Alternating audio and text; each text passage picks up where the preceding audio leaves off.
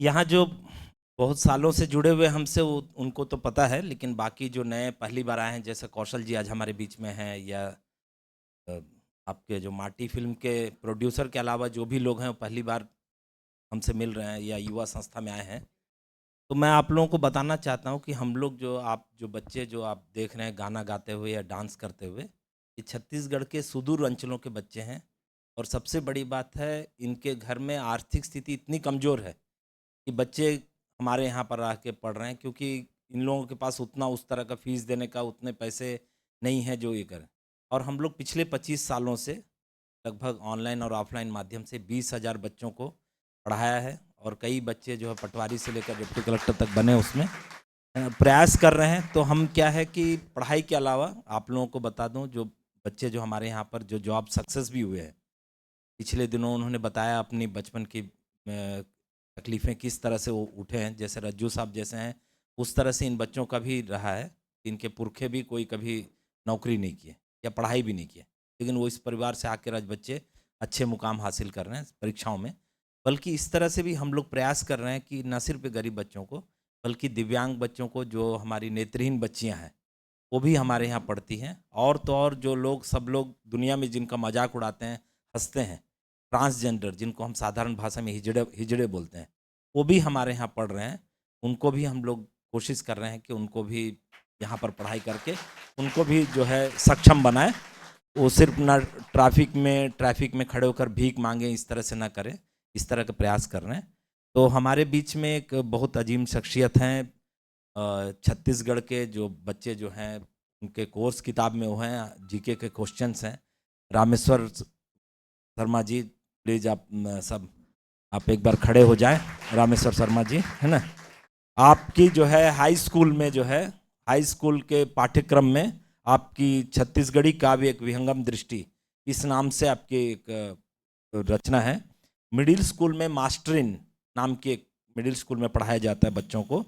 और primary school में छत्तीसगढ़ी तिहार, इसको इसको भी छत्तीसगढ़ तिहार नाम से इनकी जो गद्य लेखन है उसको भी पढ़ाया जाता है।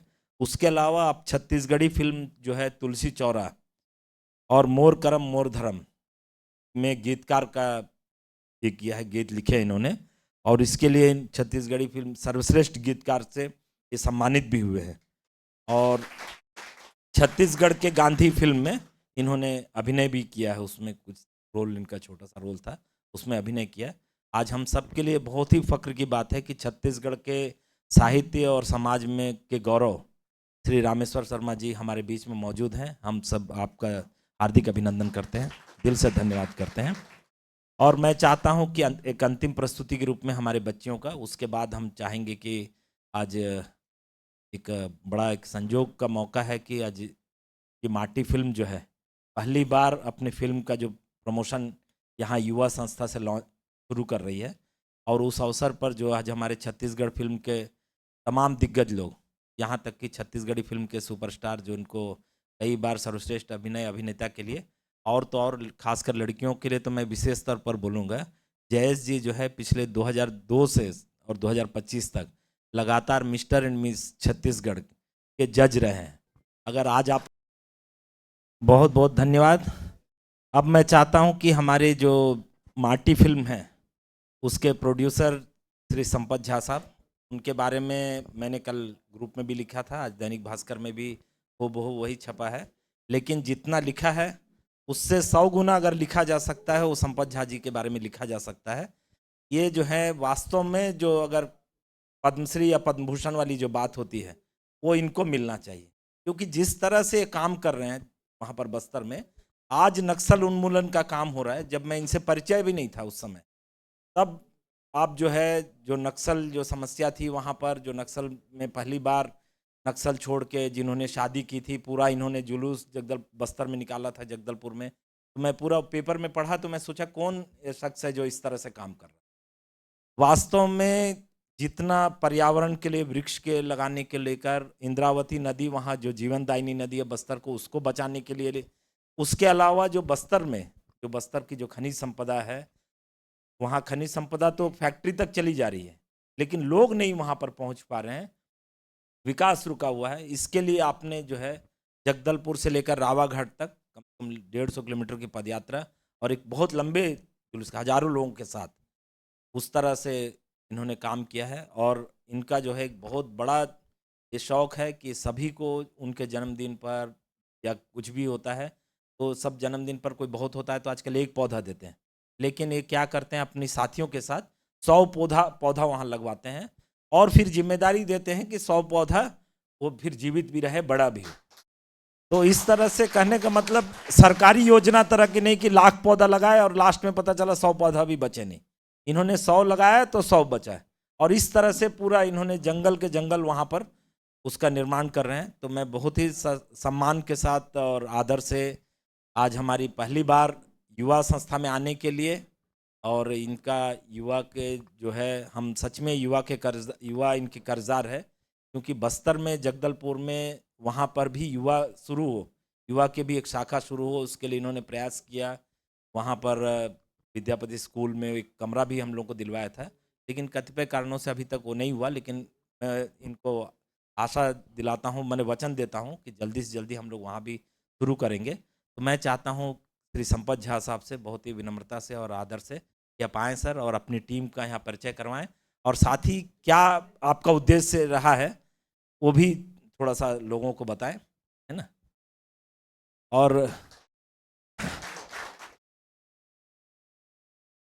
और संपत भी ऐसे बताना चाहूंगा कि फर्स्ट रो से ज्यादा सेकंड थर्ड रो वाले लोग ज्यादा इंपॉर्टेंट है ना। ये पहला जगह है जहां पर मुख्य अतिथि सेकंड रो में बैठे हुए हैं आज के कार्यक्रम के।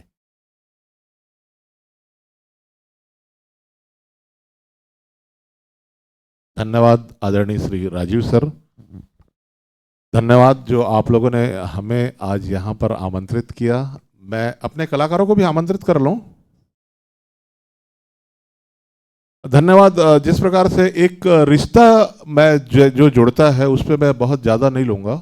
रिश्तों से रिश्ता मेरा राजीव जी से जुड़ा। एक रानू शुक्ला करके यहाँ स्टूडेंट रहती थी, मैं उसकी चर्चा इसलिए करूँगा कि भले वो यहाँ नहीं है, उसकी शादी जगदलपुर में होने को थी और वो एक कैलाश अग्रवाल जी हैं, वो मेरे मित्र थे भिलाई के। उनके माध्यम से उन्होंने बताया कि वो जगदलपुर में एक लड़की की शादी है और वो मेरे मित्र हैं कैलाश जी, वो जगदलपुर आ रहे हैं, आप थोड़ा सा देख लीजिएगा। जबकि वो जगदलपुर की बच्ची थी। मेरा वो जगदलपुर की बच्ची से जो मेरे रिलेशन डेवलप हुए वो सर की वजह से।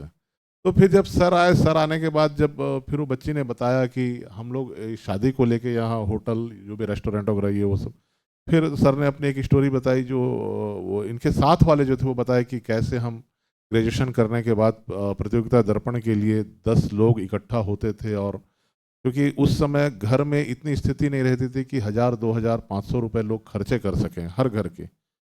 और क्योंकि हर कोई सफल है, हर कोई अगर उसको मौका मिले तो।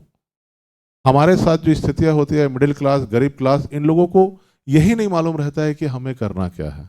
और ख़ासतौर पे जब हम बस्तर के लोग हैं तो हमारी आधा से ज़्यादा ज़िंदगी तो हम ये मान के चलते हैं कि हम महुआ पी के झाड़ के नीचे गुजार के ज़िंदगी गुजार लेते हैं हम आज भी भले रायपुर आपका और बस्तर है, कम से कम हम 500 साल के अंतर में जीते हैं। ये तो हम उन वैज्ञानिकों का, उन आविष्कारकों का हम धन्यवाद और आभार करते हैं कि संचार क्रांति के माध्यम से आज हम घर में बैठ के, उन जंगलों में बैठ के अमेरिका तक को देख पाते हैं। नहीं तो जब तक ये संचार क्रांति नहीं था, हमारी बस्तर की स्थिति किसी से छुपी नहीं थी। आज भी मैं आपको 10 साल 12 साल पहले के ऐसे गाँवों से गाँव मिलवाऊंगा। यहाँ तो आपने सर गरीबी की बात की। हमारे सुकमा जिले के अंदर में बहुत सारे ऐसे गांव हैं जो अपंग के अपंग गांव में पैदा होती थी कुपोषण के कारण। ये जब से चावल मिलने लगा छत्तीसगढ़ राज्य सरकार के द्वारा, तो वो चावल की पॉलिटिक्स अपनी जगह है, लेकिन उससे पहले का वहाँ इतिहास ये है कि लोग भूख मिटाने के लिए इमली का बीजा तक घोल के पीते थे। तो अब हमारे पास भी योग्यता, सर जैसे हमारे राजीव सर हैं, मैं बहुत सारे लोग बस्तर के मिले मुझे, वहाँ गुप्ता जी मिले जो आज अच्छे पद में हैं, अच्छे पोस्ट में हैं।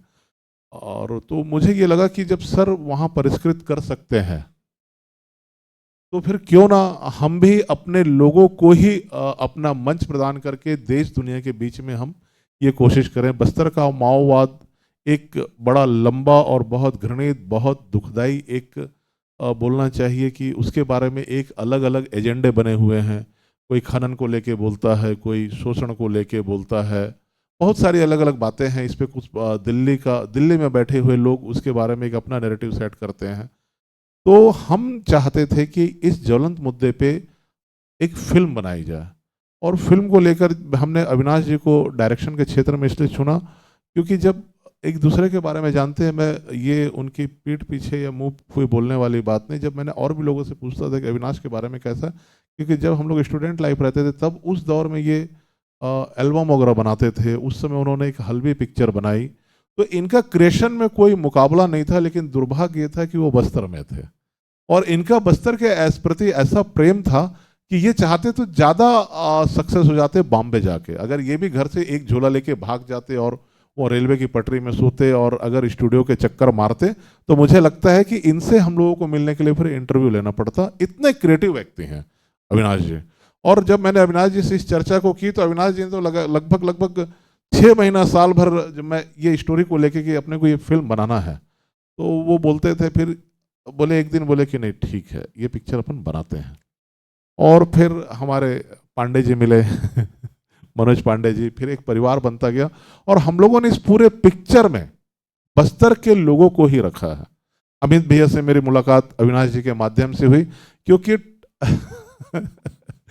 क्योंकि टेक्नीशियन और ये सब मामलों में मैं ज़्यादा जानकार नहीं था। बस मेरे मन में ये पीड़ा होती थी कि यार बस्तर के बारे में जो दिखाया जाता है गलत दिखाया जाता है, बस्तर की जो प्रस्तुति है गलत प्रस्तुति है, बस्तर का जो ओरिजिनल है वो आना चाहिए। हमने बहुत पीड़ा देखी है। हम जिनके साथ शाम को घूमते थे, सुबह पता चलता था उसकी हत्या हो गई। ऐसे आम ग्रामीण भी थे, ऐसे हमारे मित्र भी थे, ऐसे कई हमारे पुलिस वाले भी थे। और बस्तर की स्थिति ये बन गई थी कि जगदलपुर से 12-15 किलोमीटर पहले नक्सलियों का जब बंद का आह्वान होता था तो वो बंद हो जाता था।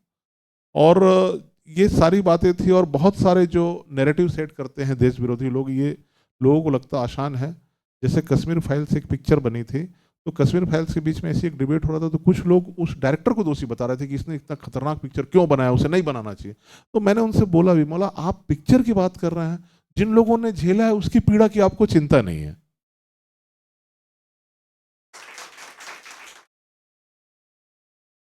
ये कौन सी बात हुई?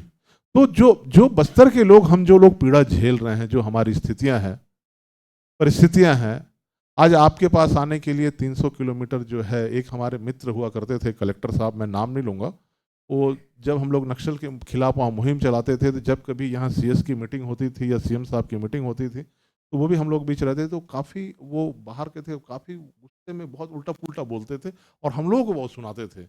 बोले यार मैं कहाँ आ गया हूँ कि 300 किलोमीटर के लिए मेरे को 6 घंटा 7 घंटा रहना पड़ता है।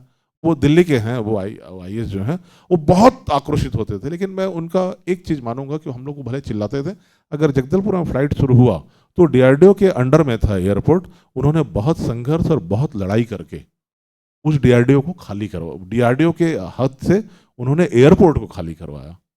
और वो मैंने जब बाद में वो दिल्ली चले गए तो मैंने उनको ये बात बोला भी कि सर अब वो उद्घाटन होने वाला है लेकिन आप रहेंगे नहीं। तो बोले नहीं यार तुम लोग बहुत बेकार लोग हो, मैं कहाँ रहता था बताओ। तो ये सब तो हम लोग उस लेवल के लोगों के साथ बैठते हैं तो समझते हैं, तब लगता है कि हाँ यार वास्तव में हम लोग कहाँ बैठे हैं, कितनी दूरी पे हैं। बहुत सारी पीड़ाएं हैं जो दुख सुख के लिए परिवार के लोगों को, बहुत सारे बच्चे ऐसे हैं कि वो फॉरेन में रह के अच्छी जगह बैठ सकते हैं, दिल्ली में अच्छी जगह काम कर सकते हैं, लेकिन अपने घर को नहीं छोड़ सकते। अब घर में अगर पिता बुजुर्ग है, माता बुजुर्ग है, तो कैसे छोड़ेंगे? बीमार हो गए तो कैसे देखेंगे? अब दिल्ली में रहते हैं, आने में उनको 2 दिन लग जाएंगे। रायपुर से फिर रायपुर 2 घंटे में आते हैं, और एक रायपुर बॉम्बे दिल्ली, रायपुर से आप 2 घंटे में पूरे देश से जुड़े हैं ना, लेकिन हमारे बस्तर से 6 घंटे में जुड़े हैं। ये सारी बहुत सारी पीड़ाएं थी, ये सारी चीज़ें थी अपनी थी। और जिस जगह पे हम रहते हैं, जिस माटी में हमने जिया है, हमने जहाँ खेला है, इस फिल्म को बनाने के पीछे भी बहुत सारी स्टोरीज हैं, बहुत सारी कहानियां हैं। अब मेरे डायरेक्टर के मैं आपको बता दूं कि जब हम लोगों ने उस कैंप को बनाया था, और कैंप में जब हम लोगों ने एक बार IG साहब और SP साहब को बुलाए थे, तो उसके साथ जो थानेदार लोग थे वो ना हम लोगों से मिलना छोड़ के पूरा कैंप को देख रहे थे। बोले भैया ये तो एकदम ओरिजिनल है, ये तो ओरिजिनल है। और हम लोगों ने जब कलाकार रखा था, तो मैं आपको एक बात और बता दूं कि अविनाश जी को मैंने ये जिम्मेदारी दी कि भैया टीम जो है ना आप ही लाएंगे पूरे जो आर्टिस्टों का। तो अविनाश जी अरेंज करते थे, क्योंकि मेरे हमारे पिक्चर में 1000 के आसपास लोगों ने काम किया है। तो उसमें जो बड़ा केस क्या होता था, ये वाली बड़ी अच्छी बात है कि जब वो बुलाए टीम को एक्टिंग के लिए, तो वो लोग आए, करीब 16 या 17 लोगों की टीम थी, तो उनको एक्टिंग करना था। वो लोग आपस में बात किए, फिर अविनाश जी को बोले कि मैं खाना वाना खा के आता हूँ। तो फिर मैं बोला ठीक है। फिर 1 घंटा हो गया, 1.5 घंटा हो गया, फिर मैंने अविनाश जी को बोला अविनाश जी कहाँ है वो कलाकार, आज का काम अपना शूटिंग नहीं हो रहा। बोले कि उनका फोन आया था। बोले हम लोग ये वाला रोल नहीं करेंगे, करेंगे तो गड़बड़ हो जाएगा, हम लोग फिर गांव में रह नहीं पाएंगे। उनको ये लगने लगा कि वो पिक्चर में काम नहीं कर रहे हैं, वो नक्सली कैंप में आके खड़े हो गए। तो ऐसे ऐसे इंसिडेंट होते थे। और आपको मैं बता दूं, एक तो और बहुत खतरनाक हुआ, 22 जवान हमारे शहीद हो गए थे। आपको ध्यान होगा, उस समय सीएम हमारे भूपेश बघेल जी थे, और देश के यही गृह मंत्री जी बस्तर आए थे, आपका बीजापुर के तर्रेम में। उसी बीच किसी ने क्या किया कि हमारे शूटिंग के 3 से 4 फोटो को वायरल कर दिया ग्रुपों में, और वो ग्रुपों में वायरल कर दिया। वायरल करने के बाद वो एक एसपी हैं डी श्रवण करके, उनका फोन आया, नांदगांव में पहले एसपी थे, अभी मेरे ख्याल से एनआईए या कहीं पे हैं वो, जी जी डीआईजी बन गए हैं। तो वो उनका फोन आया, बोले यार तुम पार्टी बदल दी। मैं बोला सर मैं तो कोई पार्टी में नहीं हूँ। तो बोले नहीं यार तुम उस पार्टी में चले गए हमारे खिलाफ, नक्सलियों के पार्टी में। वो नक्सली ड्रेसों के बीच में मैं भी खड़ा था। सिविल में। तो वो बोले कि नहीं नहीं, मैं बोला अरे भैया, मैं बोला सर वो पिक्चर क्या हुआ है, तो बोले तुम उसको खंडन दो।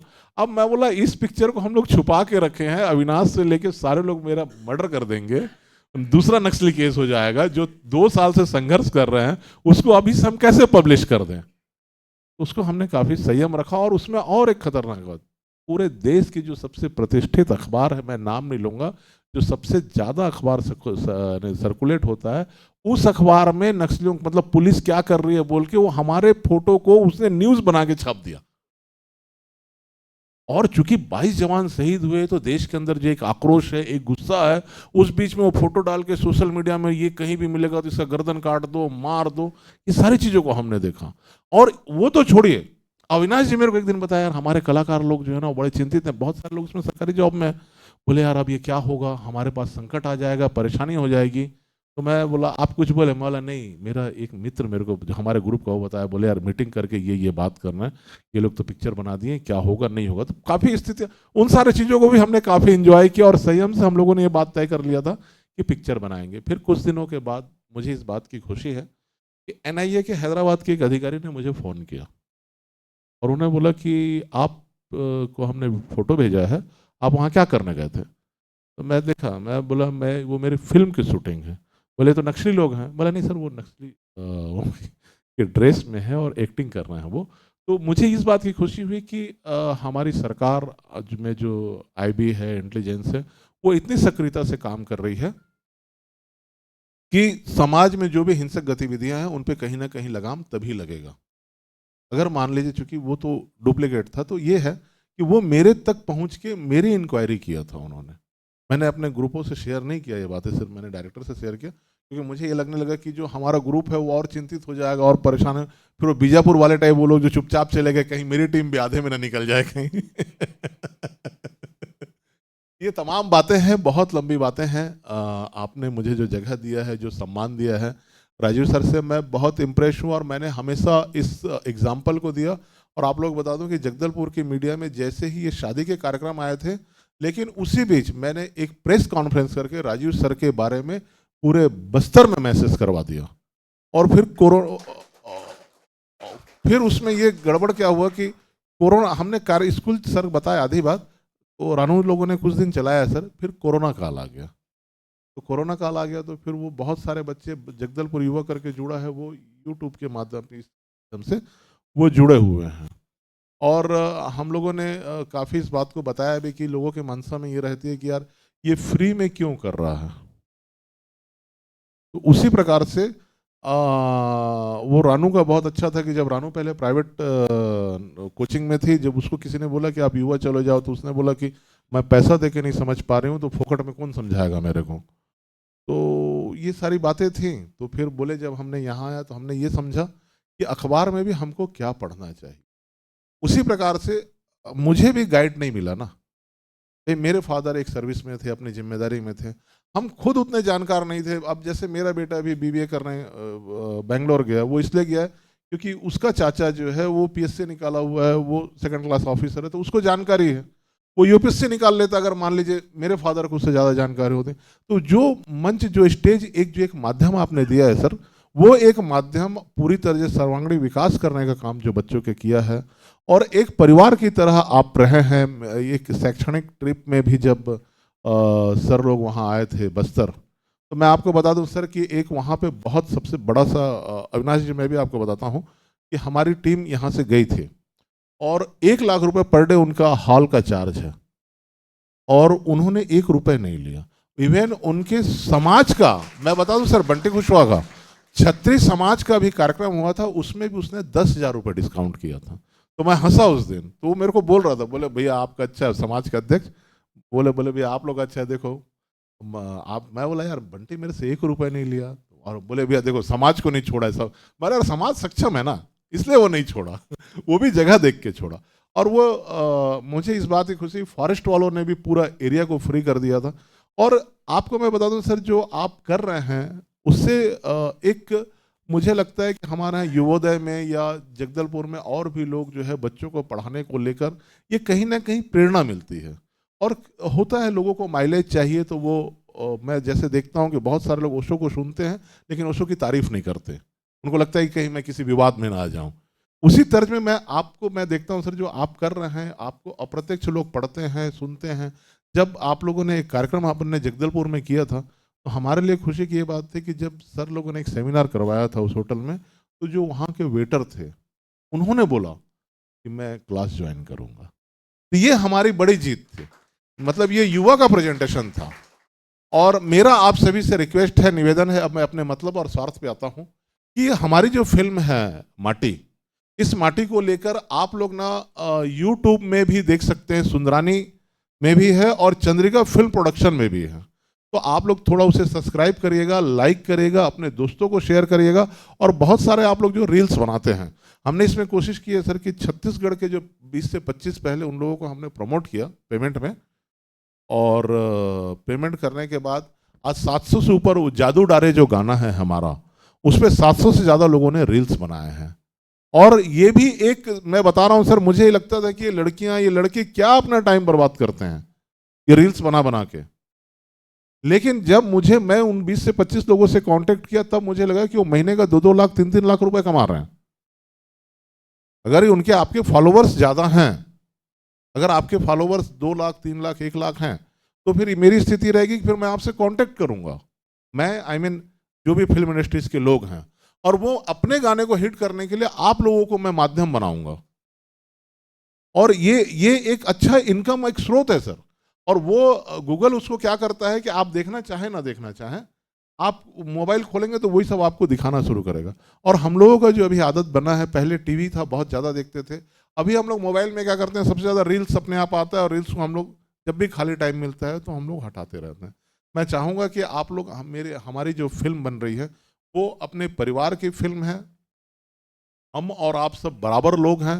और आने वाले सर, जैसे राजीव सर ने बोला है कि उस समय एक चूक हो गई थी आने वाला अगर एक आध सीन होगा तो हम जरूर उसमें, क्योंकि ये पिक्चर को अविनाश जी का और भी हमारे जो शुभचिंतक है उनका कहना है कि इसको पिक्चर को अपन नए फेस्टिवल तक के लिए ले जाएंगे, तो उसमें फिर एक आध सीन और जब भी रखना होगा, तो हम कोशिश करेंगे कि हमारे परिवार के ज़्यादा से ज़्यादा लोग उस स्क्रीन में रहें, उस फिल्म में रहें।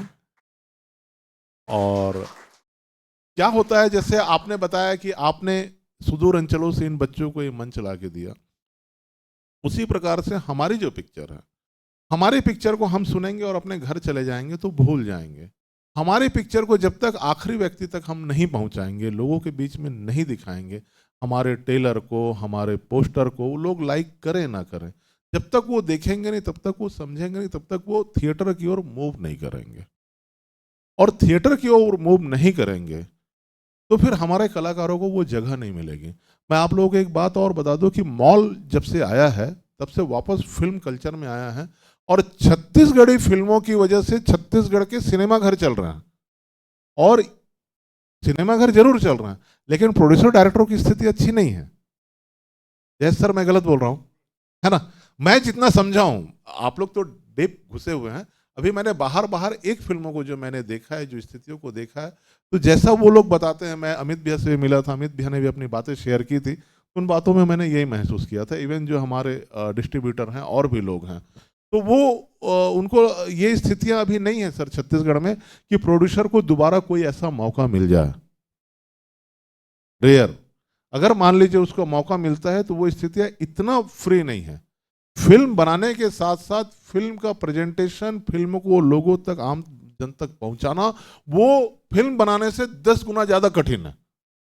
ये अमित भैया बताए थे पहली बार तो, और ये बात अमित भैया हम लोगों को महसूस आते आते हो रहा है, और उसको हम लोग, जैसे हम लोग हर चीजों को एंजॉय किया है, इसको भी हम लोग एंजॉय कर रहे हैं। और हम आपके माध्यम से हम ये चाहते हैं कि हमारे पिक्चरों को आम जन तक पहुंचे, क्योंकि हमने एक बात को हमेशा महसूस किया है सर कि विशेष लोग समाज में कोई बदलाव, कोई क्रांति नहीं लाते हैं। जो सामान्य और मिडिल, ये संसार के सबसे खूबसूरत लोग हैं।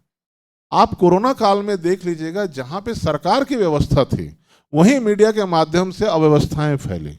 लेकिन जैसे हमारे शहर में या रायपुर शहर में हम लोगों ने एक दूसरे की मदद की, हम जान गए वो गरीब आदमी, उसको 5 दिन काम नहीं मिलेगा, हमने एक हफ्ते का राशन की व्यवस्था की। इसलिए हमारे छत्तीसगढ़ में कोई अराजकता नहीं फैली। जो भाईचारा, जो परिवार है, यही, ये सबसे बड़ी ताकत है।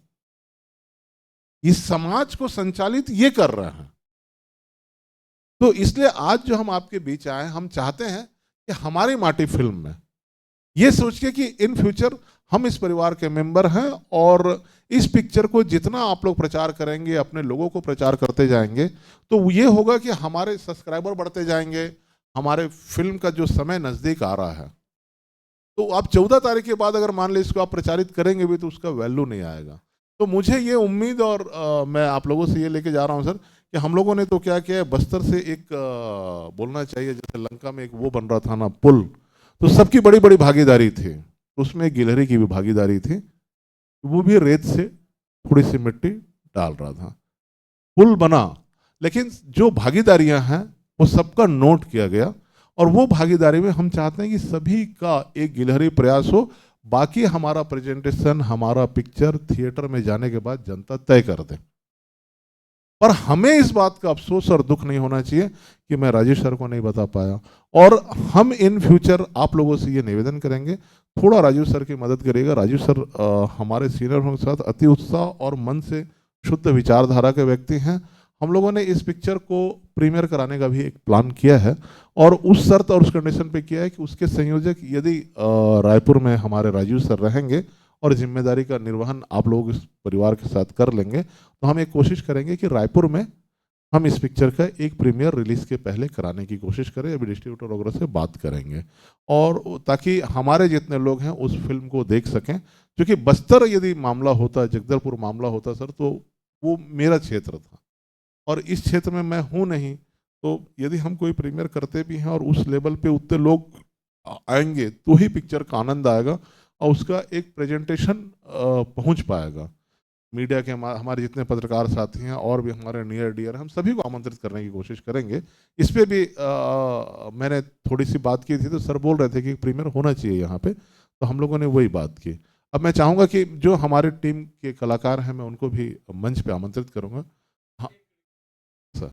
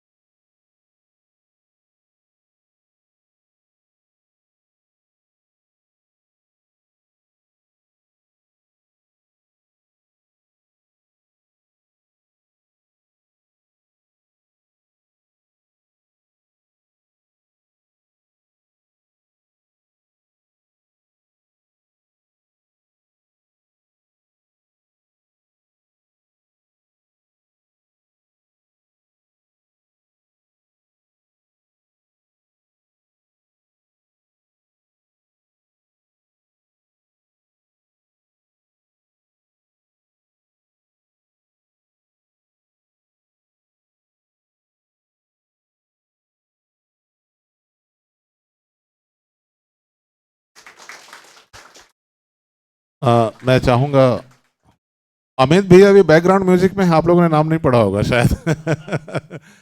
अविनाश जी आइए, ये हमारे फिल्म के डायरेक्टर हैं, हमारे हीरो महेंद्र ठाकुर जी, भूमिका शाह जी, भूमिका महानंदी जी, मनोज पांडे जी, शुभांशु झा जी, अंशु। आपने वो गोल्लर वाला जो डायलॉग सुना है वो भूमिका महानंदी जी का है। ये हमारे हीरोइन हैं।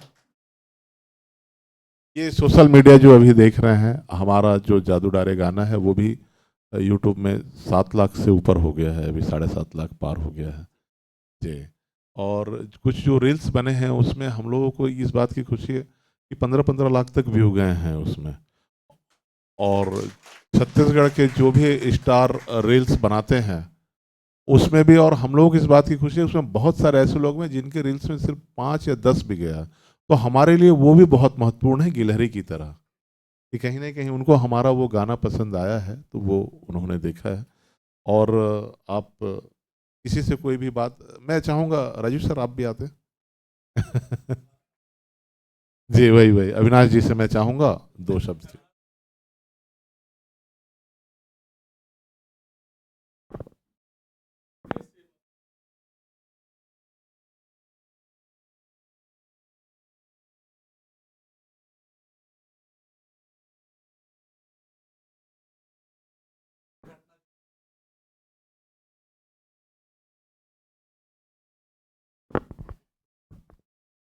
दक्षिण अफ्रीका में एक इंटरप्रेनर है, लड़का जो है ग्लासगो में है, वो डबल मास्टर किया हुआ है यूके से, एआई में और एरोस्पेस में। तो उसका शादी की बात चल रहा है, वो इंटरप्रेनर जो दक्षिण अफ्रीका में है उनसे, वो बोले कि मैं रायपुर आ रहा हूँ, है। तो मैं बोला ठीक है भैया आप आ जाइए जो है, और उसी दिन निकल जाऊँगा। मैं बोला कि आप आएंगे अपनी मर्जी से लेकिन जाएंगे हमारी मर्जी से, क्योंकि हम लोग नक्सली हैं। तो उसके बाजू में वाइफ खड़ी थी, बोले जो है इतना डेंजरस है क्या है? मैं बोला भैया जो है आप आइए, उसके बाद यहाँ हम लोग आवभगत करेंगे और हमारी मर्जी से आप जाइएगा, इतना इजाज़त छत्तीसगढ़ में किसी को है नहीं, आप आ सकते हैं लेकिन जा नहीं सकते। तो ये घटना जब आया तो नक्सलियों के संदर्भ में जो बाहर का परिप्रेक्ष्य है ना, और मैं जगदलपुर में काम किया हूँ, एनएमडीसी जो है के निर्माण में मेरी भूमिका रही है, उसका प्लान वगैरह का अप्रूवल मैंने दिया है जो है। तो थैंक यू सर, तो आपने एक्सपीरियंस बताया।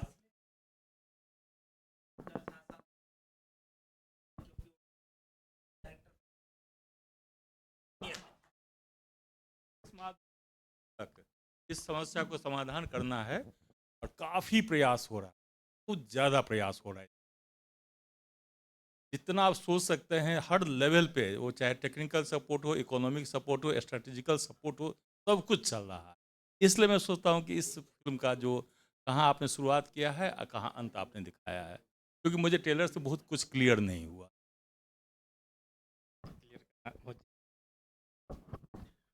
झा साहब मैं आपको बता दूं कि पहले तो मैं अपने बारे में बता दूं, इस पिक्चर को स्टोरी लिखने के पीछे भी एक कहानियां है।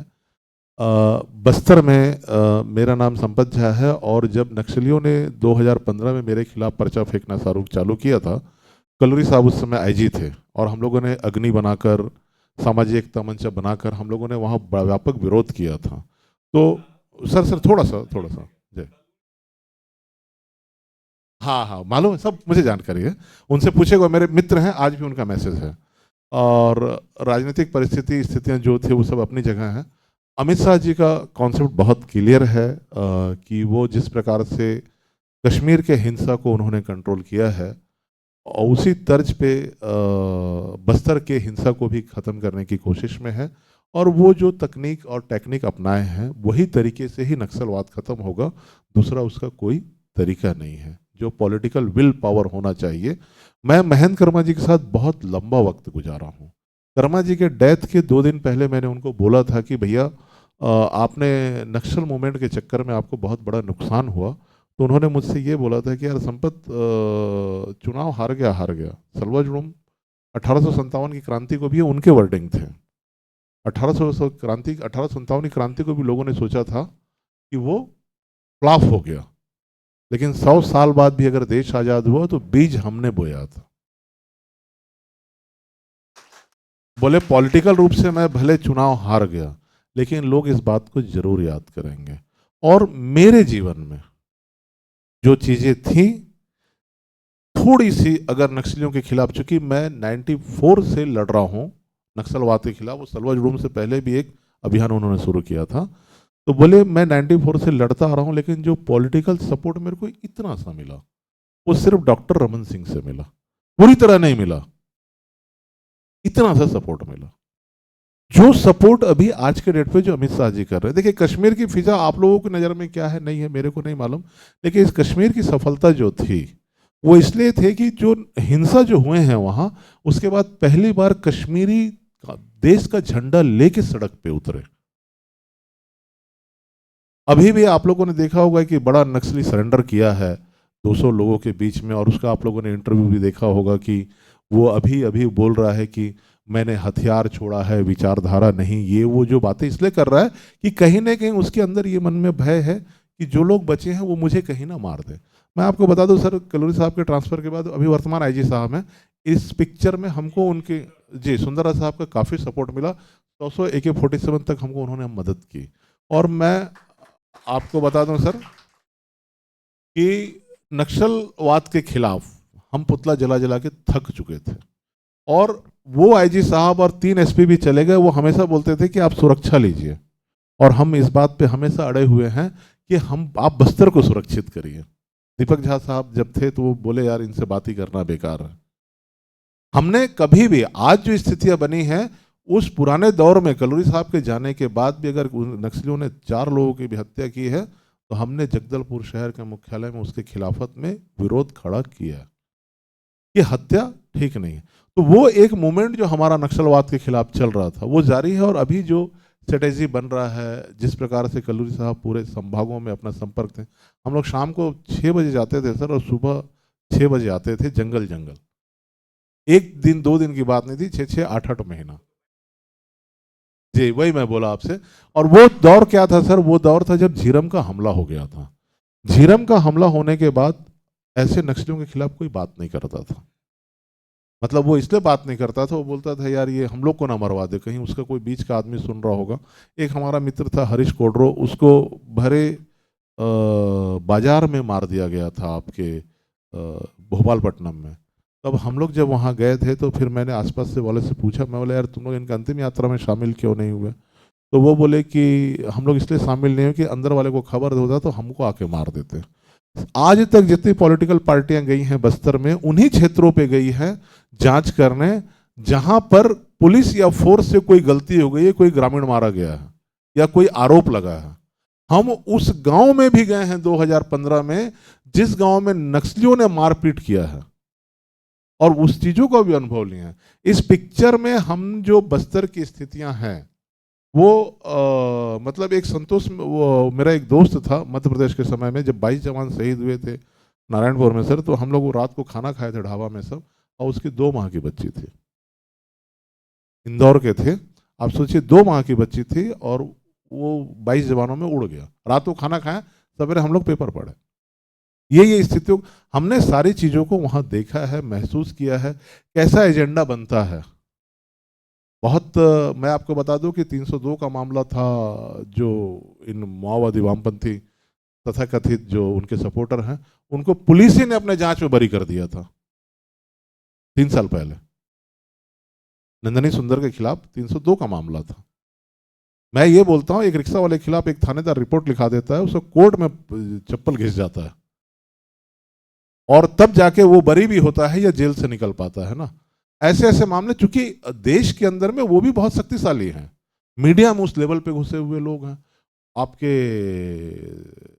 बोलना चाहिए न्यायालय में उस लेवल पे घुसे हुए लोग हैं, पॉलिटिकल में उस लेवल पे घुसे हुए लोग हैं। एक फोन आ जाता है तो उनके खिलाफ लोग खड़े नहीं हो पाते हैं, और वहां पे अमित शाह जी अडिग होके खड़े हैं और बिना परवाह जी जी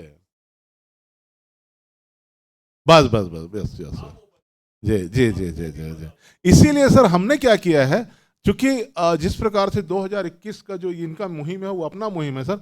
हमारे मुहिम तो हम उस दौर से सपने देख रहे हैं कि बस्तर नक्सल मुक्त हो, जब से बस्तर में हमने होश संभाला, जब से हम बस्तर में हिंसा देख रहे हैं, बस्तर में जब से हम हत्या देख रहे हैं। जी अब आप बात करिए अविनाश जी से, और मैं आपको एक बात और बता दूं अविनाश जी के बारे में। जी जी सर एक मिनट वो मेरा वीडियो लाइए, एक सेकंड सर, एक सेकंड।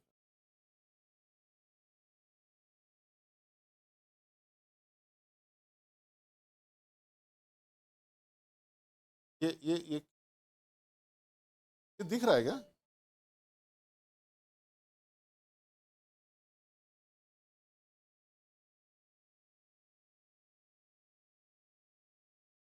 ये डाउनलोड होगा।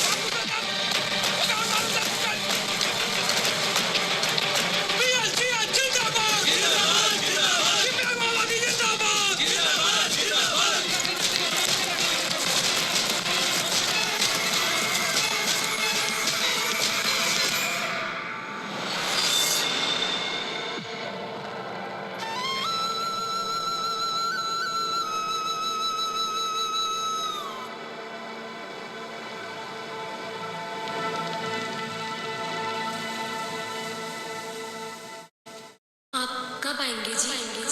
बापू को अपने गोदी में कब उठाएंगे? बोलिए ना।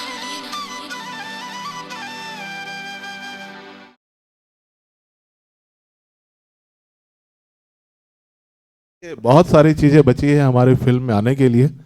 हमने इसमें पूरा प्रण प्राण लगा दिया, और जहाँ साहब बता दें हमने कोई भी सरकारी सपोर्ट नहीं लिया है, क्योंकि अभी 2 साल 3 साल से जो शाह जी का जो मुहिम चला है, हमारे पिक्चर के बीज हमने 6 साल पहले बोया है, और हमें खुशी है कि हमारी पिक्चर इस दौर पे आ रही है। हमने सरकार का कोई भी चाहे कोई भी फाइनेंस कोई भी सपोर्ट, अगर एज ए कोई फ्रेंड मुझे हथियार दिया है तो एज ए रिश्ते दिया है। यदि इस जगह पे मैं आया हूँ तो किसी सरकारी आदेश से नहीं आया हूँ, जो व्यक्तिगत मेरे राजीव सर से रिलेशन है उस पे आया हूँ मैं यहाँ पे युवा कार्यक्रम में। यदि मान लीजिए कोई मेरा रील्स बनाता है तो वो एक युवा परिवार का सदस्य होगा या मेरे परिवार का मेंबर होगा। अगर मान लीजिए ये अपने सर्विस से टाइम लेके, चूँकि मैंने अपने शूटिंग को इस बात का ध्यान रखा है कि अगर ये सर्विस में है तो मैं छुट्टी के दिन करूँ, क्योंकि मुझे ऐसा कोई भी सपोर्ट ऐसा कोई, क्योंकि ये मुझे सोचना होगा कि ये देश मेरा है। मैं इस चीज को नहीं ताकूंगा कि मैं सरकार की ओर हूं। सर हम लोगों ने वृक्षारोपण के बारे में सर ने बताया है, आपको मैं जगदलपुर घुमाऊंगा सर, 10,000 से ज्यादा पौधे पेड़ बने हुए दिखाऊंगा मैं आपको। हमने पेड़ पौधे वहीं लगाए हैं जहां उसके केयर टेकर हों, हमने वहां पौधे नहीं लगाए हैं जहां उसके केयर टेकर नहीं है। तो इसमें हमारी ये सफलता, क्योंकि ये मेरा शहर है सर। दो चीजें हैं, या तो मैं एसी लगा लूं जो मेरे घर में मिलेगा आपको, लेकिन धीरे धीरे जो मेरे पेड़े कट रही हैं उस हिसाब से मैं अपने पेड़े भी लगाते जाऊं। और वृक्ष मित्र हमने सर इफरात बनाए हैं, इसमें वो वृक्ष मित्रों के मदद से हमने इन चीज़ों को किया। आपके विचार मिलते हैं नहीं मिलते हैं अपनी जगह, लेकिन आप मेरी हत्या कर दें ये आपको परमिशन नहीं होना चाहिए, चाहे वो सरकारी व्यवस्था हो, चाहे वो नक्सली व्यवस्था हो, चाहे वो राजाओं की व्यवस्था हो, हिंसा का स्थान नहीं होना चाहिए।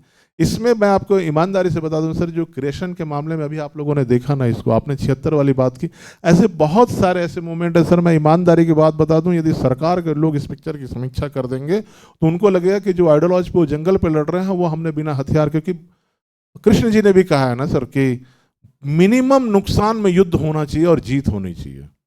अगर दो देश का युद्ध होता है तो सबसे ज्यादा नुकसान सैनिकों का होता है, राजा अंतिम में आता है, लेकिन वो सैनिकों का नुकसान कम से कम होना चाहिए। आज जैसे सरेंडर हुआ 208 लोग जिंदा है ना, और उससे पहले भी लोग मारे गए, और वो जो अभी सरकार ने तय कर दिया है कि आप हथियार से कोई बात नहीं होगी, वही तरीका सबसे सही है। कर्मा जी ने भी अपनी जिंदगी को मतलब मैं आप बोलना चाहूँ कि शहादत दिया, और कर्मा जी ने अपने उससे झुका नहीं ना। अंतिम में भी जब वो 50 लोगों के बीच में घिर गए थे तो उन्होंने उसको स्वीकारा नहीं नक्सलवाद को, उन्होंने बोला कि मैं नक्सली हूं और तुम गलत हो। और इस पिक्चर को लेकर जो लोगों की मानसिकता बनी हुई है, एक एजेंडा बनी हुई है, वो तमाम चीजों को हटा के हमने बस्तर को इसलिए यहाँ पे लाया है सर, क्योंकि फिल्म एक सशक्त माध्यम है। मतलब गांधी जी भी जो सच बोलने का जो उनको कला मिला, जो उनको प्रेरणा मिली, वो नाटक हरिश्चंद्र से मिली। जब वो स्टूडेंट थे और उन्होंने राजा हरिश्चंद्र देखा, तब उन्होंने अपने जीवन में तय किया कि मैं सच ही बोलूंगा। तो चूंकि वो एक प्लेटफॉर्म था नाटक का, वो जो भी पात्र रहा होगा, रोल रहा होगा, हमारे जो कलाकार हैं, जो हमारे एक्टर हैं, यदि हमारे फिल्मों के माध्यम से अगर मान लीजिए वो अपने घर में भी बदतमीजी करना छोड़ के लोकतांत्रिक व्यवस्थाओं को मजबूत करते हैं, तो हमको कहीं ना कहीं लगेगा कि हमारी जीत है। एक एसपी थे हमारे मित्र, जो बाद में उनका ट्रांसफर हुआ, वो बोल रहे थे, बोले यार आप लोग ये मत सोच रहे कि नक्सलवाद के खिलाफ आप लोगों ने लड़ाई हार गए, जो आप लोगों ने जंगल में जन जागरण किया है उसकी स्थितियां बनेगी, आप लोग लड़ेंगे, लेकिन एजुकेशन और हेल्थ के लिए, डेवलपमेंट के लिए। तो आप इस पिक्चर को देखिएगा सर, और पिक्चर में एक परिवार का सदस्य बनिए, और परिवार का सदस्य बन के इसको एक बार सपोर्ट करिए, ताकि बस्तर में वो ऊर्जा हम सदस्यों का बना रहे बहुत। और आने वाले समय में जो बात की भी हमारी पीढ़ी है, वो उस रास्ते पे आ सके, कला के क्षेत्र पे। इतना ही बोलूंगा। अविनाश जी, बहुत लंबा समय लिया। अविनाश जी बोले, इससे पहले मैं चाहता हूं कि जो बस्तर में जो इस नक्सल समस्या को लेकर मूवी बनी है, उसके लिए जो नक्सल समस्या खत्म हो, उसके लिए पदयात्रा रायपुर से लेकर जगदलपुर तक निकाला, और जिन्हें बाद में सरकार ने शांति दूत की उपाधि दी। मैं चाहता हूं कि उदय भान भी एक बार आए, इनको आशीर्वाद भी आपके आशीर्वचन के रूप में हो जाए। और बच्चों को भी बताना चाहता हूं कि छत्तीसगढ़ का निर्माण इन्होंने किया, तो आज 12 बजे से घड़ी चौक में ये है भंडारा का आयोजन किया गया। आप लोग सब भोजन वहीं पाइएगा, है ना, यहाँ ब्रेकफास्ट लीजिए। Got a great business idea? Give it a domain name from GoDaddy. Every order comes with our effortless AI. सर्वप्रथम तो जो अमर भुइयां के माटी के नाम से, और जो माटी के सही में सुगंध खुशबू होते, वो माटी के पीरा दर्द ला काबर कि मोर छत्तीसगढ़ के कैसे होना चाहिए, एकर हमर पुरखा मन सपना देखे रही ने, और पुरखा मन के सपना में कोई दाग लगा है था छत्तीसगढ़ बनने के बाद, तो वो था मेरा बस्तर का राजमुकुट, जहां हिंसा से प्रभावित था। दूसरा बलरामपुर जो सरगुजा जिला कैथन, जेकर नाम से हम और छत्तीसगढ़ बने हैं, वो आदिवासियों के नाम से बना है। तो वो आदिवासी यदि सुखी चैन से नहीं है, तो मेरा छत्तीसगढ़ का मतलब क्या था। तो 2000 में छत्तीसगढ़ बना। 2003 के बाद ये संगवारी मल्ला बतात हूँ, और मुझे सामने आना पड़ा, और सामने ये बैठे हैं राजीव सर। जैसी मैसेज मिला कि संपत झा अपनी उसमें यहाँ आ रही है पूरी टीम को, मैंने उनको एक उसी व्हाट्सएप में लिखा कि संपत को बता दीजिए कि डॉक्टर चौहान आ रहा है।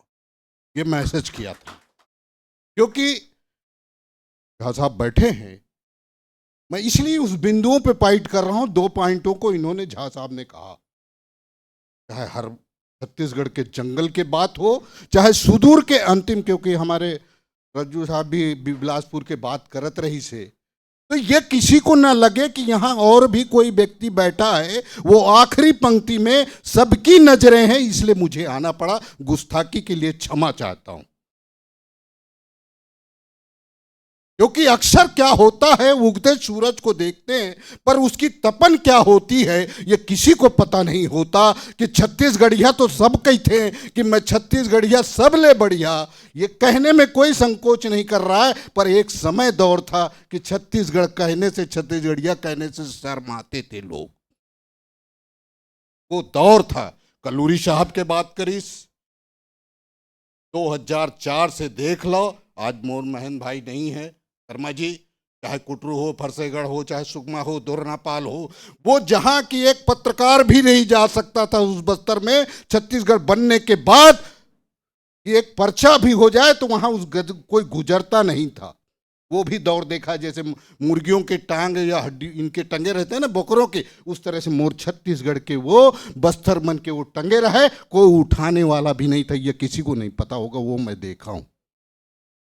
इतना हाथापाई थी उस हिंसा को। और उस जिस तरह से गिल साहब आए, आरपी मोदी आए, राष्ट्र सुरक्षा सलाहकार, और वर्मा साहब जहां साहब बैठे, आप तोला सुरता करा कि आज जो अमित शाह जी जो रणनीति बनाए हैं, जो वोट 18-13 से लेके 13 के बाद 14 में गवर्नमेंट बदली, और जो 4 साल, इसलिए मैं साझा कर रहा हूं सब साथियों को कि आपको क्या पढ़ाया जाएगा इतिहास में, क्या लिखा जाएगा और क्या पढ़ोगे, अभी तुम्हारे सामने साक्षात है, बैठा है जो व्यक्ति रणनीति। क्योंकि ये बात ये नहीं करती तो मैं नहीं आते हो, खबर की वो डिपार्ट में रहे। और बस्तर कलूरी साहब के बात करी, और एक आम नागरिक जो किसी एडमिनिस्ट्रेट में नहीं है, झा साहब भी नहीं है, जो भी आम नागरिक है, मैं भी एक आम नागरिक हूं जिसकी की मेरी कोई पहचान नहीं है, पर उस जमीन पर, उस प्रशासनिक एडमिनिस्ट्रेटर पर, उस न्याय व्यवस्था पर मोर जनता के आम नागरिक के का फैसला होते, वहां हस्तक्षेप करने का काम मैंने किया है।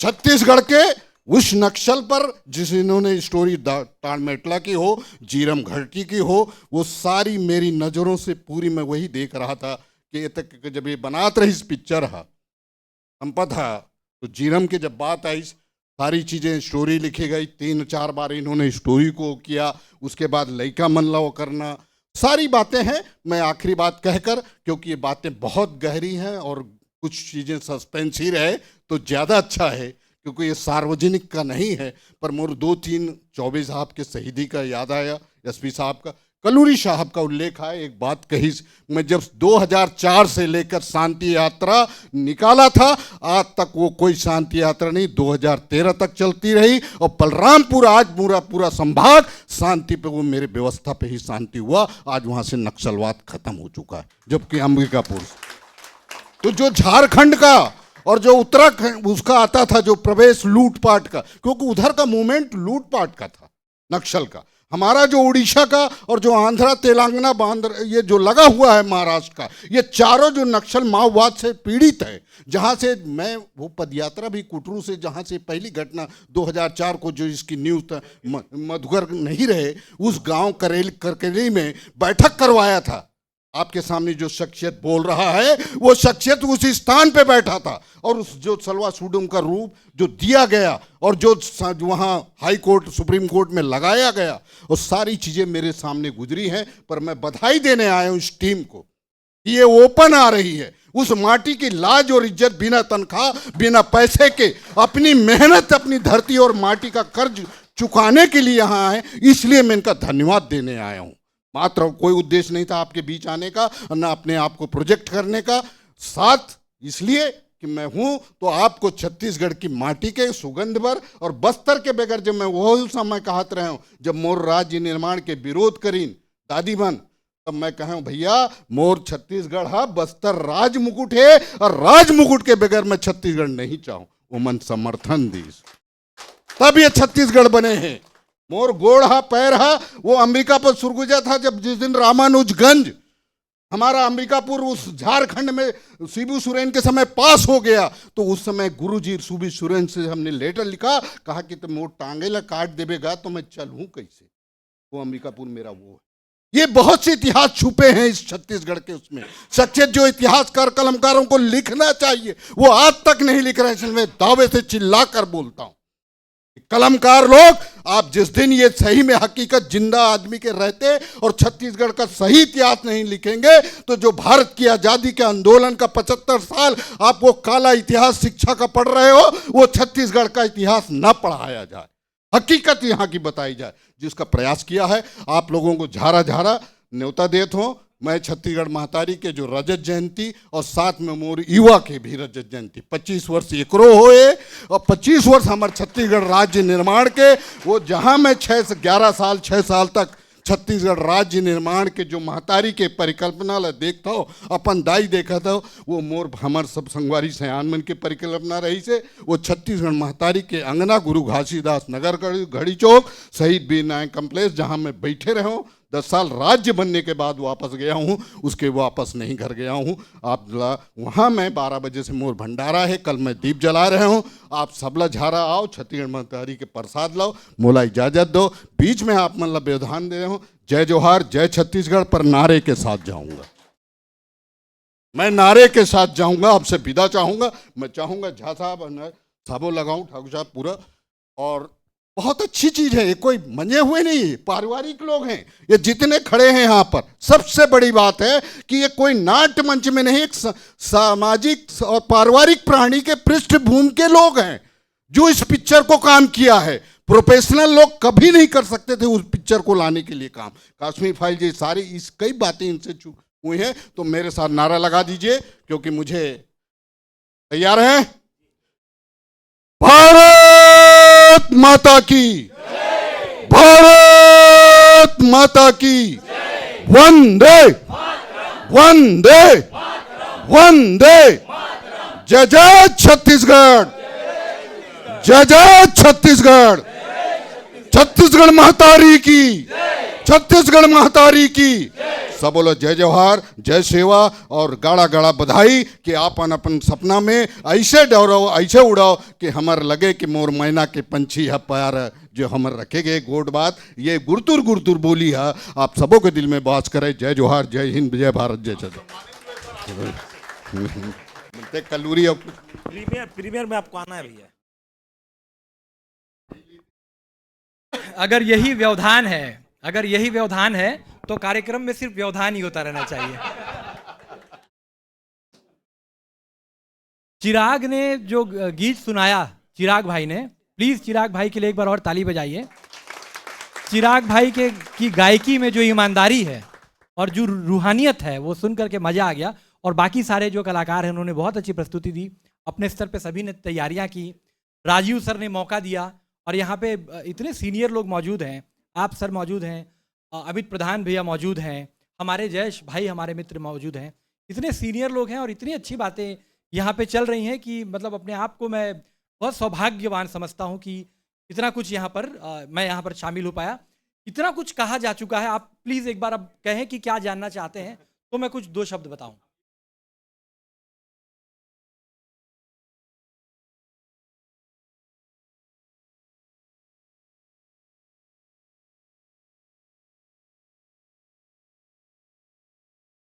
अभी सर ने नारे जो लगाए वो हमारी मूवी का, मुझे लग रहा था कि मैं अपनी मूवी का क्लाइमेक्स का सीन देख रहा हूँ। अच्छा, वो एक चीज और, जब सर आए तो मुझे लगा थोड़े से बुजुर्ग हैं, लेकिन युवा का मंच था। तो सर के बाजू से जो हम लोग रिचार्ज हुए हैं ना, तो देखिए कितने अच्छे से आवाज निकल रही है।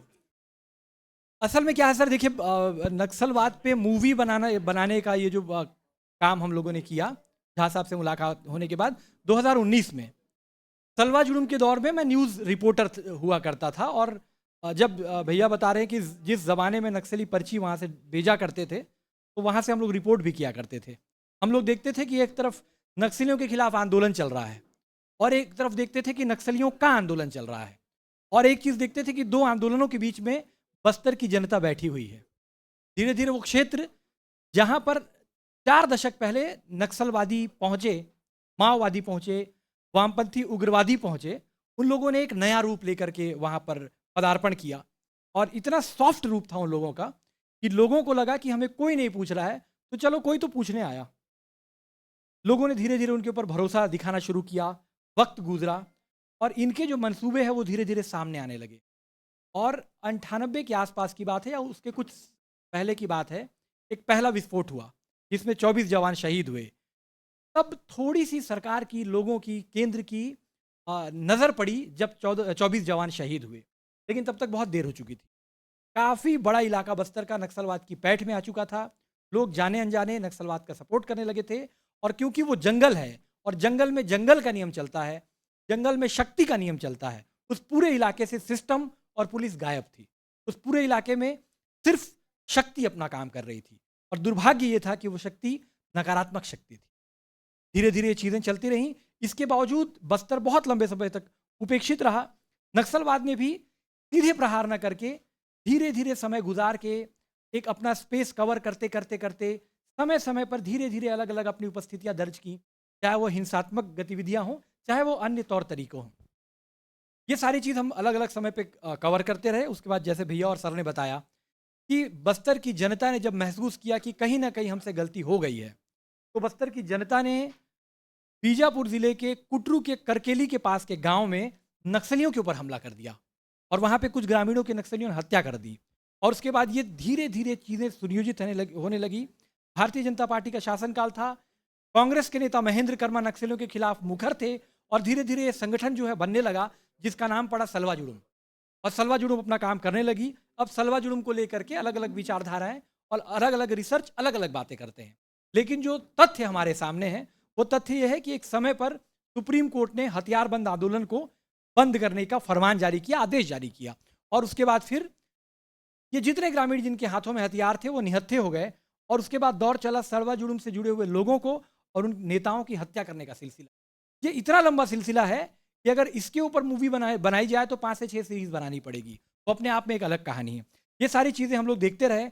हमने ये देखा कि बस्तर जो है वो सुरक्षा बलों और नक्सलियों के बीच एक युद्ध क्षेत्र बन गया है, और बस्तर की जनता उस युद्ध क्षेत्र में सरवाइव कर रही है। वो जनता जो बहुत ज़्यादा शिक्षित नहीं है, वो जनता जो बाहर की दुनिया से जुड़ी हुई नहीं है, वो जनता जो असमंजस में है कि ये दोनों विचारधाराओं में से सही क्या है। एक विचारधारा जो है वो कहती है कि आज़ादी को 60 साल हो चुके हैं, दूसरी विचारधारा कहती है कि 60 साल में आपने पाया क्या। तो जनता ये सोच रही थी कि ये जो कह रहे हैं और ये जो कह रहे हैं और हम जो देख रहे हैं उसका सच क्या है। इसका फायदा नक्सलवाद ने बखूबी उठाया। समय के साथ देखिए आज ये परिस्थिति बन गई है कि केंद्र, एक समय था जब भारत के प्रधानमंत्री मनमोहन सिंह ने कहा था कि नक्सलवाद भारत देश की आंतरिक सुरक्षा के लिए सबसे बड़ा खतरा है। ये प्रधानमंत्री के बयान थे। देश के गृहमंत्री का एक बयान है कि 31 मार्च 2026 तक हम सशस्त्र नक्सलवाद का पूरे भारत देश से सफाया कर देंगे। तो एक दौर वो भी था, एक दौर ये भी है। ये जितनी बातें मैं कर रहा हूँ इनमें से थोड़ी थोड़ी चीज़ें उठा करके हमने उस फिल्म में समाहित करने की कोशिश की है। हमारा उद्देश्य बिल्कुल ये नहीं है कि हम एक तरफा किसी सिस्टम का ही सपोर्ट कर दें। हमारा ये उद्देश्य ये भी नहीं है कि हम एक तरफा किसी विचारधारा का ही विरोध कर दें।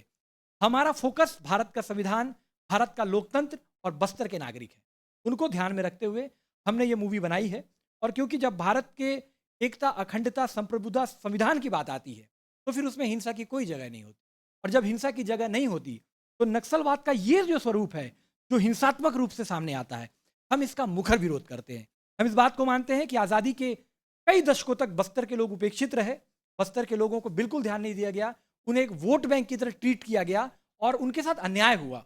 और कहीं ना कहीं नक्सलियों ने उसी अन्याय से न्याय दिलाने के नाम पर इन लोगों का साथ लिया।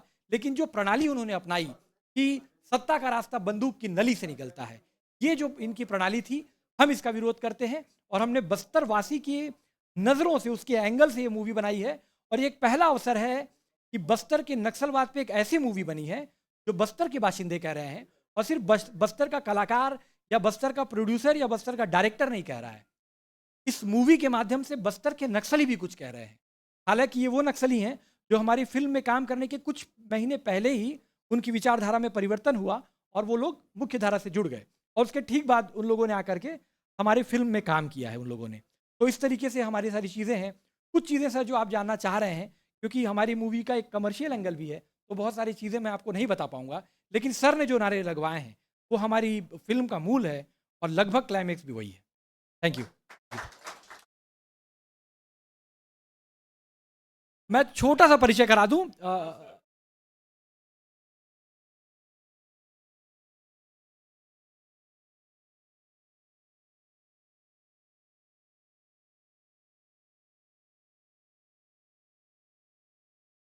हमारी इस फिल्म का एकमात्र मैसेज है, जैसा कि हमने बताया, कि अगर इस दुनिया में आपको जीना है तो लोकतंत्र से खूबसूरत कॉन्सेप्ट कुछ नहीं है।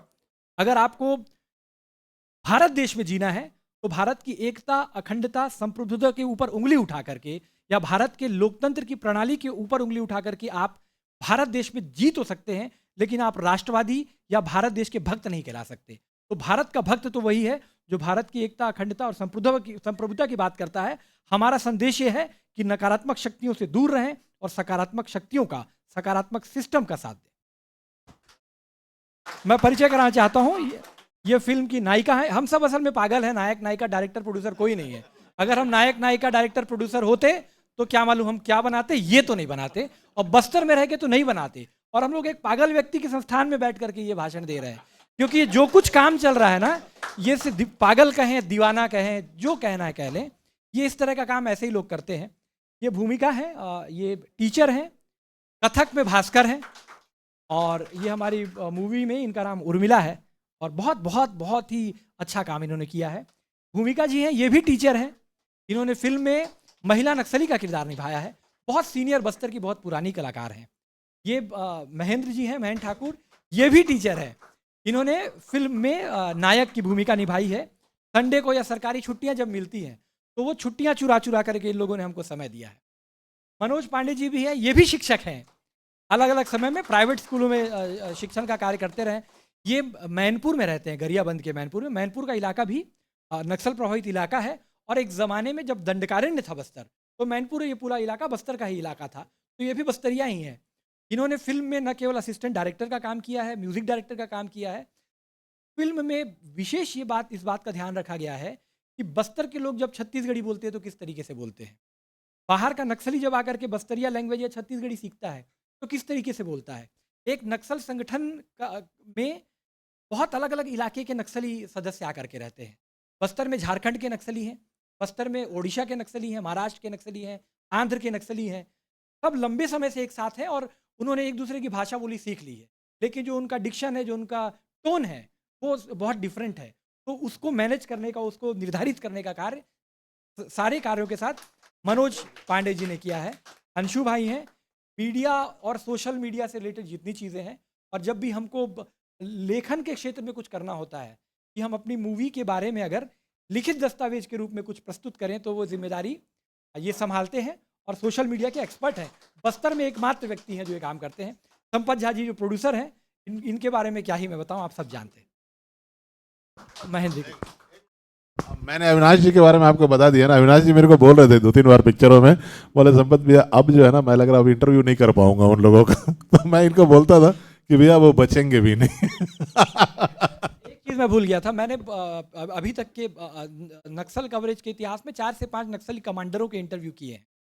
तो कुछ चीज़ें होती हैं, जैसे कई बार ये बातें उठती हैं कि नक्सली कहते कुछ है, मीडिया छापती कुछ है, तो वो पढ़ करके मूवी नहीं बनी है। नक्सलियों के साथ बैठ करके, मेरे पास वीडियो कवरेज भी है, सारे इंटरव्यू के फुटेज है मेरे पास, उनके साथ बैठ करके, उनके साथ एक लंबा समय गुजार करके, उनकी विचारधारा को जान करके, उनके साथ जो मौजूद ग्रामीण है उनके साथ रह करके हम लोगों ने इस मूवी में उसके बारे में कुछ सोचा है। एक चीज़ और बताना चाहूँगा, एक बार की बात है, 2011-12 के आसपास की बात है, नक्सलियों ने 5 जवानों का अपहरण कर लिया था और मीडिया साथियों को ये जिम्मेदारी दी गई। जब सरकार और नक्सलियों के बीच बातचीत हुई तो मध्यस्थता मीडिया साथियों ने की।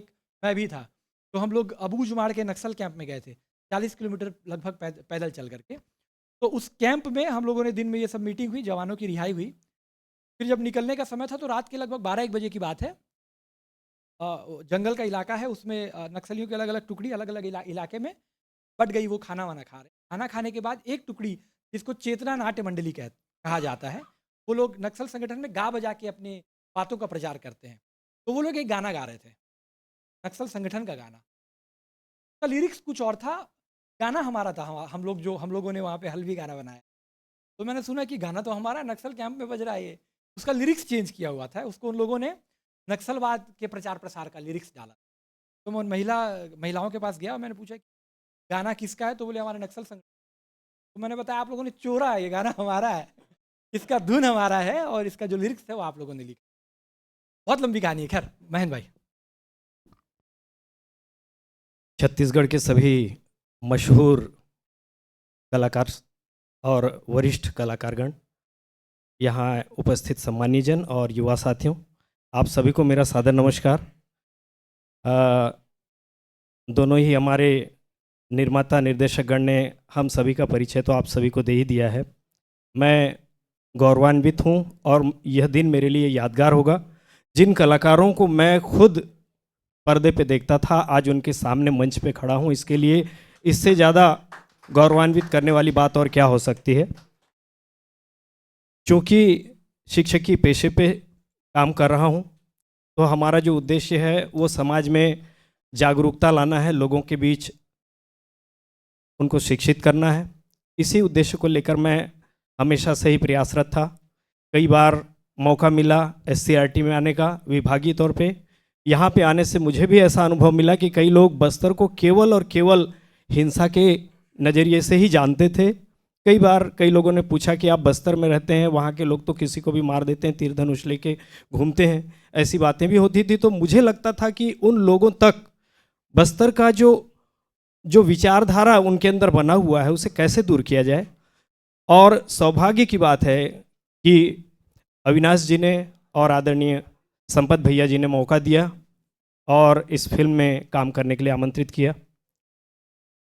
एक लाइन आपने भी सुना होगा कि अंधकार को क्यों धिक्कारें, अच्छा है एक दीप जला दें। हिंसा और अज्ञानता का जो अंधकार छाया हुआ है बस्तर में, उस अंधकार को दूर करने के लिए जो दिया जलाया गया है वो है माटी। और उस दीपक के प्रकाश में आप देखेंगे बस्तर की सुंदर प्राकृतिक वादियों को, और उन वादियों में गीत गाता हुआ, नाचता हुआ, खुशी से अपने प्रेम का इजहार करता हुआ प्रेमी युगल को। और ज़्यादा माटी के बारे में तो मैं इसलिए नहीं बता पाऊँगा क्योंकि अगर आप देखेंगे माटी को तो ही समझ पाएंगे। और यहाँ काम करके काफ़ी अच्छा महसूस हुआ। ऐसा लगा कि हम बस्तर में रह के भी इस तरह का कोई कार्य कर सकते हैं कि बस्तर का नाम आगे आ सके। और यही उद्देश्य लेकर के अभी इनके साथ कदम से कदम मिलाकर चलने का प्रयास कर रहे हैं। और आगे भी आप सभी का आशीर्वाद हो तो इन विषयों पर हम काम करते रहेंगे। बहुत बहुत धन्यवाद।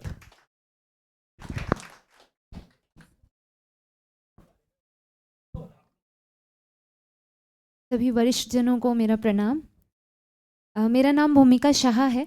मैं पेशे से फ़िज़िक्स लेक्चरर हूँ और कथक डांसर हूँ प्रोफेशनली।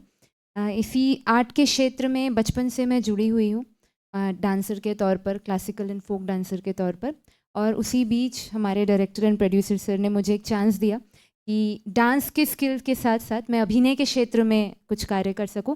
मेरी लिस्ट में कहीं नहीं था कि मैं एक्टिंग करूं या फिल्म के क्षेत्र में आऊं। इनके साथ कार्य करते करते जाना कि मैं शायद इसमें कुछ कर सकती हूं। आशा करूंगी कि आप सभी जब ये फिल्म देखेंगे तो हम सभी का काम आप सभी को पसंद आएगा। फिल्म के बारे में ये है कि सभी ने बहुत कुछ कहा नक्सलियों के बारे में, उस कार्यप्रणाली के बारे में।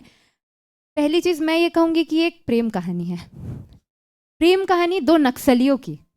आखिर वो भी हमारी तरह सामान्य जन हैं जो किसी एक धारा से जुड़े हुए हैं, एक विचारधारा से जुड़े हुए हैं, पर आखिर हैं वो हमारे जैसे ही जो आपस में प्रेम से जुड़े हुए हैं। सो वैसी एक कहानी है, फिक्शनल कहानी है, बट बस्तर की रियलिटी से जुड़ी हुई है, बस्तर की सत्य को कहती है, बस्तर की सच को कह रही है। तो it's a beautiful love story between Bhima and Urmila. Bhima और उर्मिला दो नक्सलियों के बीच की एक प्रेम कहानी है जिसमें बहुत सुंदर तरीके से हमारे director sir and producer sir ने बस्तर की कहानी को, बस्तर की जो पीड़ा है उसको गुथा है इसमें। और एक्टिंग की बात कहूँ मैं, अगर जो इसमें मैंने फील किया, एक लड़की, एक ग्रामीण लड़की बस्तर की किस किस इमोशन से जूझ सकती है एक साधारण जीवन के अलावा, जहाँ वो खुश भी है, बहुत कुछ खो भी रही है, एक प्यार भी पा रही है। तो ऐसे कई एक्सट्रीम इमोशंस के साथ इस फिल्म में मुझे अपने आप को एक्सप्रेस करने का मौका मिला है। बहुत सुंदर सुंदर गाने हैं इसमें। डेफिनेटली आप सभी आज के ये सेशन कंप्लीट होने के बाद हमारी फिल्म की सॉन्ग्स सुनिएगा। प्योर छत्तीसगढ़ी फोक सॉन्ग्स के साथ साथ बस्तर का जो प्योर फोक है वो भी आपको इस फिल्म में देखने को मिलेगा। जैसे सर ने बताया जादू डारे, वो प्योर छत्तीसगढ़ी फोक सॉन्ग का टच उसमें है। उसी के साथ आप बस्तरिया गाना एक और उसमें है, बस्तरिया बाली, सपुर कुदुर बाली के नाम से ये प्रचलित था, अभी एक नए नाम के साथ आपके सामने आएगा बस्तरिया बाली, जिसमें प्योर बस्तर के फोक डांस को उसमें दिखाया गया कि कैसे हमारे बस्तर में हम आनंद लेते हैं डांस के थ्रू। तो ऐसे बहुत सारे सुंदर सुंदर एलिमेंट्स इस फिल्म में हैं। एंड मैं वेट कर रही थी, आप में से किसी ने उसने नहीं कहा, बस्तर की खूबसूरती ये आप देखेंगे इस फिल्म में। आपने डेफिनेटली सोशल मीडिया में, मोबाइल्स में आप लोगों ने बहुत सुंदर रील्स देखे होंगे, वीडियोस देखे होंगे, but on a big screen I am definitely sure बड़े पर्दे पे अपने बस्तर को देखना और उस खूबसूरती को जब आप देखेंगे एंड जिस तरीके से अविनाश सर ने इसका पिक्चराइजेशन किया है, no doubt you all will love this. बहुत ही बेहतरीन पिक्चराइजेशन है। टोटल 7 सॉन्ग्स है सर, और ऐसा नहीं कि बीच बीच में गाने आ गए अचानक, हर गाना हर भाव से गुथा हुआ है। यहाँ हमारी फिल्म में हर चीज़ एक दूसरे से जुड़ी हुई है, कनेक्टेड है। सो हर सॉन्ग भी उस आर्टिस्ट के या उस पात्र के, उस कैरेक्टर के इमोशन को दिखा रहा है, जो फिल्म में बहुत सुंदर तरीके से आपको भी बहा कर ले जाएगा हमारी कहानी के साथ। बस इसी के साथ मैं धन्यवाद चाहूँगी और अब मैं माइक दूंगी हमारे फिल्म की विलन नक्सली विलन भूमिका निषाद मैम। जय जोहार संगवारी हो। मैं भूमिका निषाद, पेशे से टीचर, और आज आपके खूबसूरत शहर रायपुर में हूँ। बहुत अच्छी बात है, और आप लोगों का हमें सपोर्ट मिला, प्यार मिला, आपने हमें सम्मान दिया। आदरणीय मंच, आदरणीय अतिथि और जितने भी स्टूडेंट्स हैं, सबका अभिवादन। हम तो एक आर्टिस्ट हैं, स्टेज के छोटे से आर्टिस्ट हैं। नहीं पता था इतना बड़ा मंच मिलेगा और आपके सामने आकर हम बोल पाएंगे, इसलिए बहुत ही हम सौभाग्यशाली हैं, अपने आप को समझते हैं। मैं थोड़ा सा शूटिंग का एक्सपीरियंस शेयर करना चाहूँगी। जब ये रोल मुझे दिया गया अविनाश भाई के थ्रू कि दीदी आपको ये रोल करना है, तो मैंने कहा क्या मैं ये रोल कर सकती हूँ? तो अविनाश भाई ने कहा डेफिनेटली आप ये रोल कर सकते हैं। तो मैंने कहा कोशिश करती हूँ, और मैंने किया। आप लोग देखिएगा, अच्छा या बुरा आपके ऊपर है। लेकिन जब इस रोल को करना था तो फीलिंग्स के लिए हमें जाना था जंगल और ऐसे ऐसे जगह जिसमें डर के सिवा कुछ भी नहीं था। प्लस फैमिली थी, बच्चे हैं, जॉब है, ये सारी रिस्पॉन्सिबिलिटी है, ससुराल है, जॉइंट फैमिली है। तो ये सारे डर लेकर हम जाते थे शूट पे। उसके बाद AK-47 लादना कंधे पे, उसके बाद पैदल रन करना बहुत दूर तक, वो हेवी पूरा ड्रेसअप होके, बहुत पीड़ादायक था। पोस्ट है, बस कमांडर है, हाँ, लाल सलाम से पता नहीं, मैं फर्स्ट टाइम नेगेटिव रोल किया है मैंने। मैं थिएटर में जुड़ी हूँ शुरू से, लेकिन हमेशा पॉजिटिव रोल और लीड रोल किया है मैंने। लेकिन first time thanks to Avinash भाई कि मैं निगेटिव रोल के लिए आइडेंटिफाई की गई, और मैं आज बहुत प्राउड फील कर रही हूँ कि मैंने ये रोल किया या कर पाया। Yes sir, yes sir.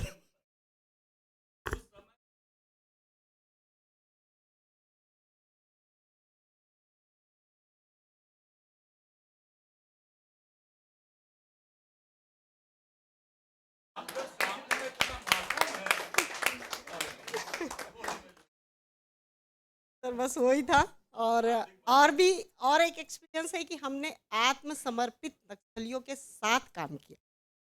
तो पहले तो हमें डर लगा, जब फर्स्ट इंटरेक्ट हुए उनसे तो थोड़ा सा था कि अरे से सेपरेट रहते हैं, लेकिन वे लोग इतने अच्छे, हमारे जैसे ही।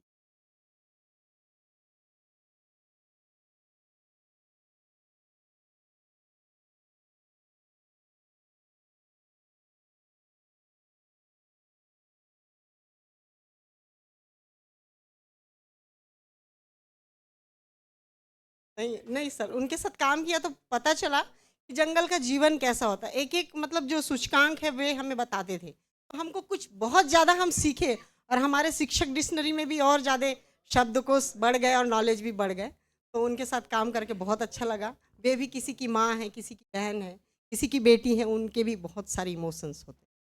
परिस्थितियाँ ऐसी होती है कि वे इस फील्ड में आ जाते। यस। और अंत में कहना चाहूँगी, जहाँ प्रेम है वहीं समर्पण है। तो प्लीज़ आप लोग देखिए माटी। Thank you.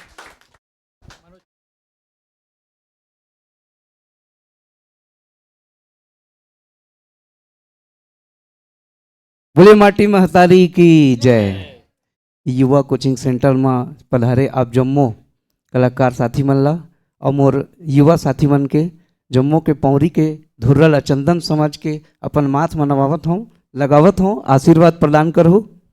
ये छत्तीसगढ़ी फिल्म में जे गीत आप मन सुनहूँ वो गीत ला लिखे के मोला अवसर दिन भैया अविनाश भाई, और हमारे सामने में भैया अमित प्रधान जी बैठे, उनकर सामने में बोलना ही मोला अजीब लगे थे। बोलते ना सूरज ला दिया दिखाए के बराबर हो जाते। जहाँ अमित भैया के आशीर्वाद मिली सब है, बहुत मार्गदर्शन भी करी है, उनकर मार्गदर्शन से चल करके ही माटी के जो सुंदर सुघर गीत है आप मन तक पहुँची। एक चीज़ मैं जोड़ना चाहूँ, यहाँ सबो जन गुरु जी बैठे हैं और ये गुरु जी मन के सेंटर है। कहे जाते शिक्षक ही एकमात्र हो जो राष्ट्र के दिशा दशा ला गढ़ते, और अधिकतर शिक्षक मन हमारी ये माटी फिल्म में जुड़े हैं और ये जिम्मेदारी ले ले है कि ऐसा विषय ले लेकर के समाज के बीच में हम आवन। ऐसे घड़ी जो है अपन काम करत थे, आप मन बहुत अमूल्य समय लेकर आए हो। मैं ज़्यादा कुछ नहीं कहूँ, हमारे बीच में भैया जी हमें, और उनकर उद्बोधन के बाद ही आगे के कार्यक्रम।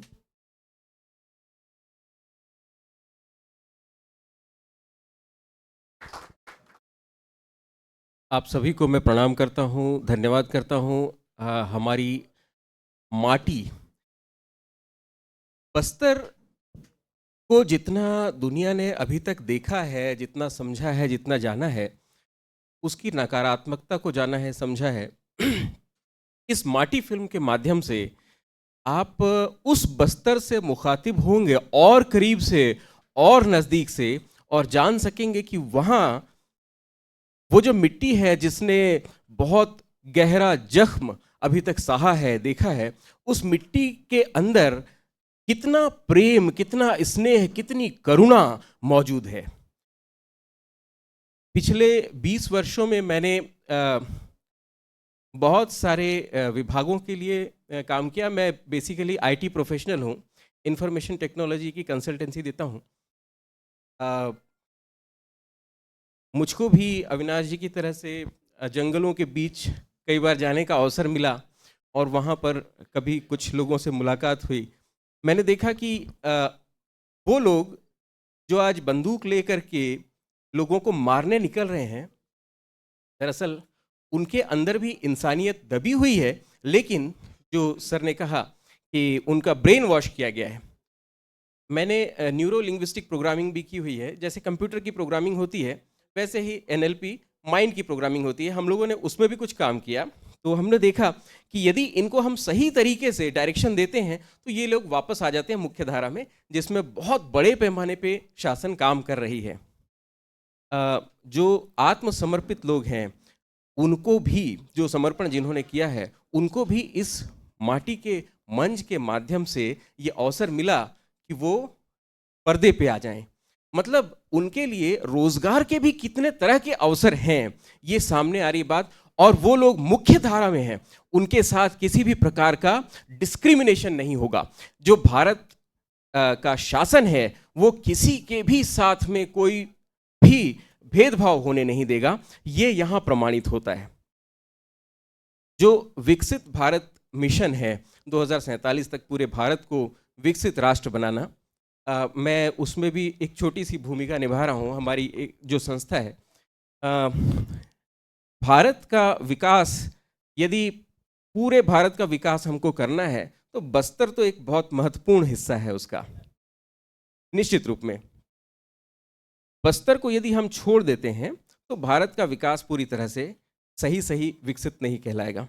तो माटी फिल्म में जो बात सामने आई है, मैं इतना कहना ज़रूर चाहूँगा कि बस्तर को अनदेखा नहीं किया जा सकता, बस्तर के साथ सौतेला व्यवहार नहीं किया जा सकता।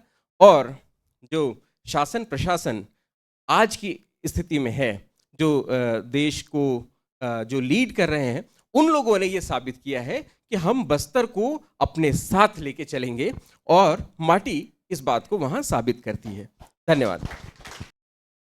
क्योंकि पिक्चर कैसी बनी है, पिक्चर हिट होगी कि क्या रहेगा, उसका कैसा है, आगाज तो बहुत अच्छा है, लेकिन अंजाम तक तभी पहुंच पाएगा जब हमारे दिलीप नामपल्लीवार जी जो है ना, उसके बारे में बताएंगे कि उसको कैसे क्या करना चाहिए। संपत जी को, अविनाश जी को मैं समझता हूं कि एक छोटा सा गाइडेंस और एक आशीर्वचन के रूप में पिक्चर का, क्योंकि छत्तीसगढ़ी फिल्मों के जो भी फिल्में बनती है, यहाँ जयेश जी, अमित जी सब बैठे हैं, वो बताएंगे, बगैर दिलीप जी के संभव नहीं है पिक्चर को चलना, हिट होना। और उसके बारे में मैं चाहता हूं कि दिलीप जी आइए, 2 शब्द आप जो है ना आशीर्वचन के 2 शब्द, और थोड़ा सा प्रोड्यूसर डायरेक्टर्स को क्या करनी चाहिए। देखिए, फिल्म के बारे में उतना मुझे जानकारी तो नहीं है अभी, जैसे बताया, और उन्होंने, मैंने ट्रेलर भी देखा, बड़ा अच्छा लगा, लेकिन ज़्यादातर अभी जो डिजिटल फॉन्ट चल रहा है उसमें आप लोग ज़्यादा से ज़्यादा वर्क, अब सर ने बताया भी कि हम डिजिटल में काम कर रहे हैं, प्रिंट का उतना ज़्यादा महत्व है नहीं, फिर भी लोग पढ़ रहे हैं। प्रिंट में भी जो भी कहानी, स्टोरी और इंटरव्यूज़ है और एक हकीकत चीज़ बयान करें, और कुछ नहीं। बाकी जितना हो सके इसको, पोस्टर हैं और भी जितने मतलब हो सकता है एडवर्टीजमेंट को लेके, वो आप कर सकते, लेकिन ज़्यादातर ध्यान रखिए भी 60% जो पब्लिक, 70% वो डिजिटल फॉन्ट में हो, जितना जा सकता है आप सोशल मीडिया में कर सकते हैं उतना, क्योंकि हर हाथ में आज मोबाइल है। आज एक रिक्शा वाला भी फिल्म देखने जाता है तो रील्स देखता है, उसके पब्लिसिटी देखता है, उसका ट्रेलर देखता है और आर्टिस्टों को देखता है, फिर घुसता है। मेरा एक निवेदन ही है कि आप ज़्यादा से ज़्यादा डिजिटल में और प्रिंट में भी ध्यान दें। धन्यवाद। बाकी आपको शुभकामनाएं। फिल्म की हकीकत है, पूरी कोशिश होगी कि चलेगी पिक्चर, लोग पसंद करेंगे, क्योंकि नई चीज़ को लोग पसंद करते हैं ज़्यादातर। जितनी भी नई चीज़ आएगी, क्योंकि जो ढर्रे में जो चल रही फिल्में जो अभी रहती है अपना लेके, उससे अगर अलग हट के बनाया आपने, और चूंकि कलाकार भी सब नए हैं और ऐसा लग रहा है कि एक्चुअल मतलब इसमें कुछ वर्क हुआ है पूरा, तो चलेगी इंशाल्लाह। चलिए, ओके, धन्यवाद। सर, आपको क्योंकि प्रोड्यूसर साहब का मन है कि यहाँ रायपुर में एक प्रीमियर करना है, तो उसमें आपका सहयोग और आशीर्वाद लगेगा, सब है ना सब।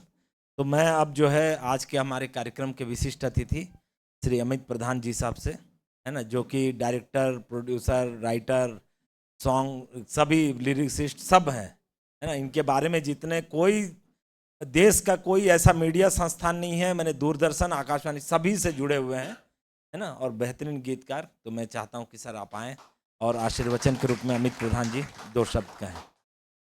एक बार सब आपको हम लोग सप्ताह जो है पूरा समय आपका लेंगे और सुन नहीं लगेगा। मेरे सभी बड़ों को प्रणाम पहली। और जैसे इंजीनियर साहब बोले थे कि पेट की बात हो तो हिंदी में, दिल की बात हो तो छत्तीसगढ़ी में, तो छत्तीसगढ़ी ले शुरू करता हूँ। हाँ, अभी माटी की बात हो थे तो माटी के बात बोला था। बस्तर ला हम 12 साल 15 साल से मैं बस्तर ला जितना देखे हूँ फेसबुक में, वो सब अविनाश भाई के फोटो और वीडियो से देखे हूँ। ओकर बाद संपत सर की स्टोरी, और जब ये फिल्म के बैकग्राउंड पर हम बैठे, ये पहली फिल्म है जो 2 बार बीजीएम हुई। नहीं तो जीवन में हम जब भी बीजीएम करथन पहले ही सेशन में कंप्लीट कर लेथन, पहले सेशन में कंप्लीट होने के बाद फिर से री बीजीएम्स हुई। फिल्म इतना बढ़िया है, बहुत ही खूबसूरत फिल्म है। और सिर्फ नक्सलिज्म ला देख के नहीं देखना है आप मन ला, बस्तर ला देखना है करके फिल्म ला देखना। ओकर अंदर नक्सलिज्म है, वो सर के स्टोरी बहुत अच्छे से गूंथे है अंदर ही अंदर। बस्तर के एक मुरिया दरबार के 26 जनवरी में झांकी हो रही सभी, शायद जनवरी में, ओकरो बीजीएम में करे रहे हैं। तो वो समय भी बस्तर ये माटी करके निकले रहे, तो ब्रेन में मैं अविनाश भाई ला बताएं भी कि भैया दे बीजीएम करे हो, सुन कैसा लगा थे मुरिया दरबार पर। ये हो गए माटी की बात। बहुत बहुत धन्यवाद कि माटी के एक छोटा काम मैंने लिस्ट में मोरो नाम है, और आप सब जो यूथ है, युवा है, ओकर जिम्मेदारी है कि बस्तर ला खींच के मध्य सेंटर में ला के सबला दिखाना है, सिर्फ नक्सलिज्म नहीं। तो युवा के जितने भी स्टूडेंट हैं वो मन सोशल मीडिया में अभी हमसे ज़्यादा एक्टिव हैं, तो मन सब बोला भाई स्क्रॉल करो, सब्सक्राइब करो, लाइक करो और शेयर करो, जो जो करते हैं करके गाना मन ला हिट करो। और 14 तारीख के ज़्यादा से ज़्यादा मन अपन परिवार के साथ माटी देखे बर जाओ। पहली बार युवा आए हों तो सर ला बहुत बहुत धन्यवाद, जयस ला बहुत धन्यवाद। मैं कभी नहीं जानत रहे ऐसी व्यवस्था भी है। और मैं रायगढ़ के रहने वाला हूँ, जसपुर मोर ज़्यादा क्षेत्र है, ज़्यादा काम में जसपुर फोक से भी करे हो।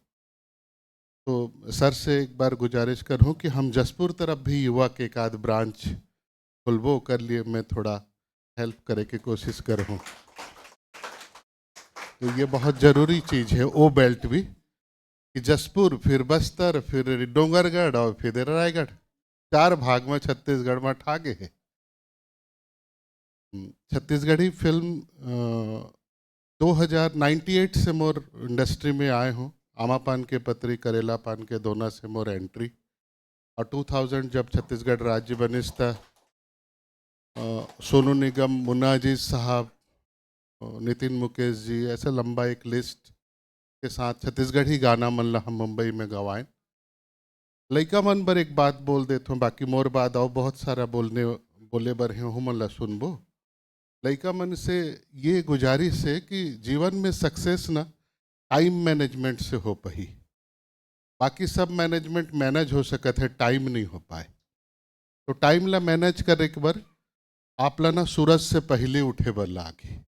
जब आप सूरज से पहले उठो तो टाइम आपके पास बहुत ज़्यादा हो ही, नहीं तो आदमी लते अरे मोटे टाइम नहीं है, मैं पढ़े नहीं पाए, मैं जाए नहीं पाए, मैं वहाँ नहीं कर पाए।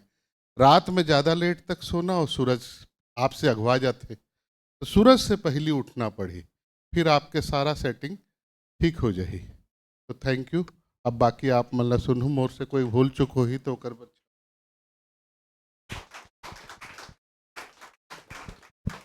धन्यवाद अमित भैया। और सच में मैं ये बात बोलना भूल गया था, जो आमा पान की पत्री वाला गाना आप लोग सभी लोग जानते हैं, है ना, देवी जसगीत, वो उन्होंने ही बनाया है, आज हमारे बीच में है। सोचिए, जैसे मैं बताया था थोड़ी देर पहले कि ये रामेश्वर शर्मा साहब का भी जो है वो छत्तीसगढ़ एक विहंगम काव्य दृष्टि जो है ना, वो समझिए, मैं तो उसका हाई स्कूल के बता रहा था, बाद में वो बताया कि नहीं ये यूनिवर्सिटी में पढ़ाया जा रहा है, यूनिवर्सिटी में कोर्स है। जो अभी आप लोग पीएससी वगैरह परीक्षा दोगे, उसका क्वेश्चन का आंसर आज आप बैठे हैं तो उनसे मिलेगा। तो और हम आज का कार्यक्रम का समापन कर रहे हैं। आज के कार्यक्रम के मुख्य अतिथि और छत्तीसगढ़ मिस्टर 2004 श्री जयेश साहब से तमाम हजारों वीडियो इनके जो है, हजारों वीडियो, बहुत सारे हिंदी फिल्म न्यूटन, चमन बहार, सब में इन्होंने काम किया है। और छत्तीसगढ़ी फिल्म तो बोलने की बात नहीं है ना, राम बनाही जोड़ी में उसमें बेस्ट एक्टर का अवार्ड भी मिला है ना। तो मैं चाहता हूँ कि जयेश साहब से कि आज उनका उपवास भी है, उसके बाद भी इतने देर तक संयम से, जैसे दूसरे होते है ना, कोई और होता तो क्या बोलते, थोड़ी देर में अरे मैं निकल रहा हूँ, सबको आप बोलने देर में, लेकिन धैर्य से इन्होंने सुना। मैं चाहता हूँ जयेश भाई कि आप जो एक नई मूवी बनी है, नए हीरो नए हीरोइन सब हैं, प्रोड्यूसर डायरेक्टर, आप सबको एक आशीर्वाद दीजिए और आप आपकी बिरादरी में इनको शामिल कीजिए आज, है ना। आइए जयेश भाई।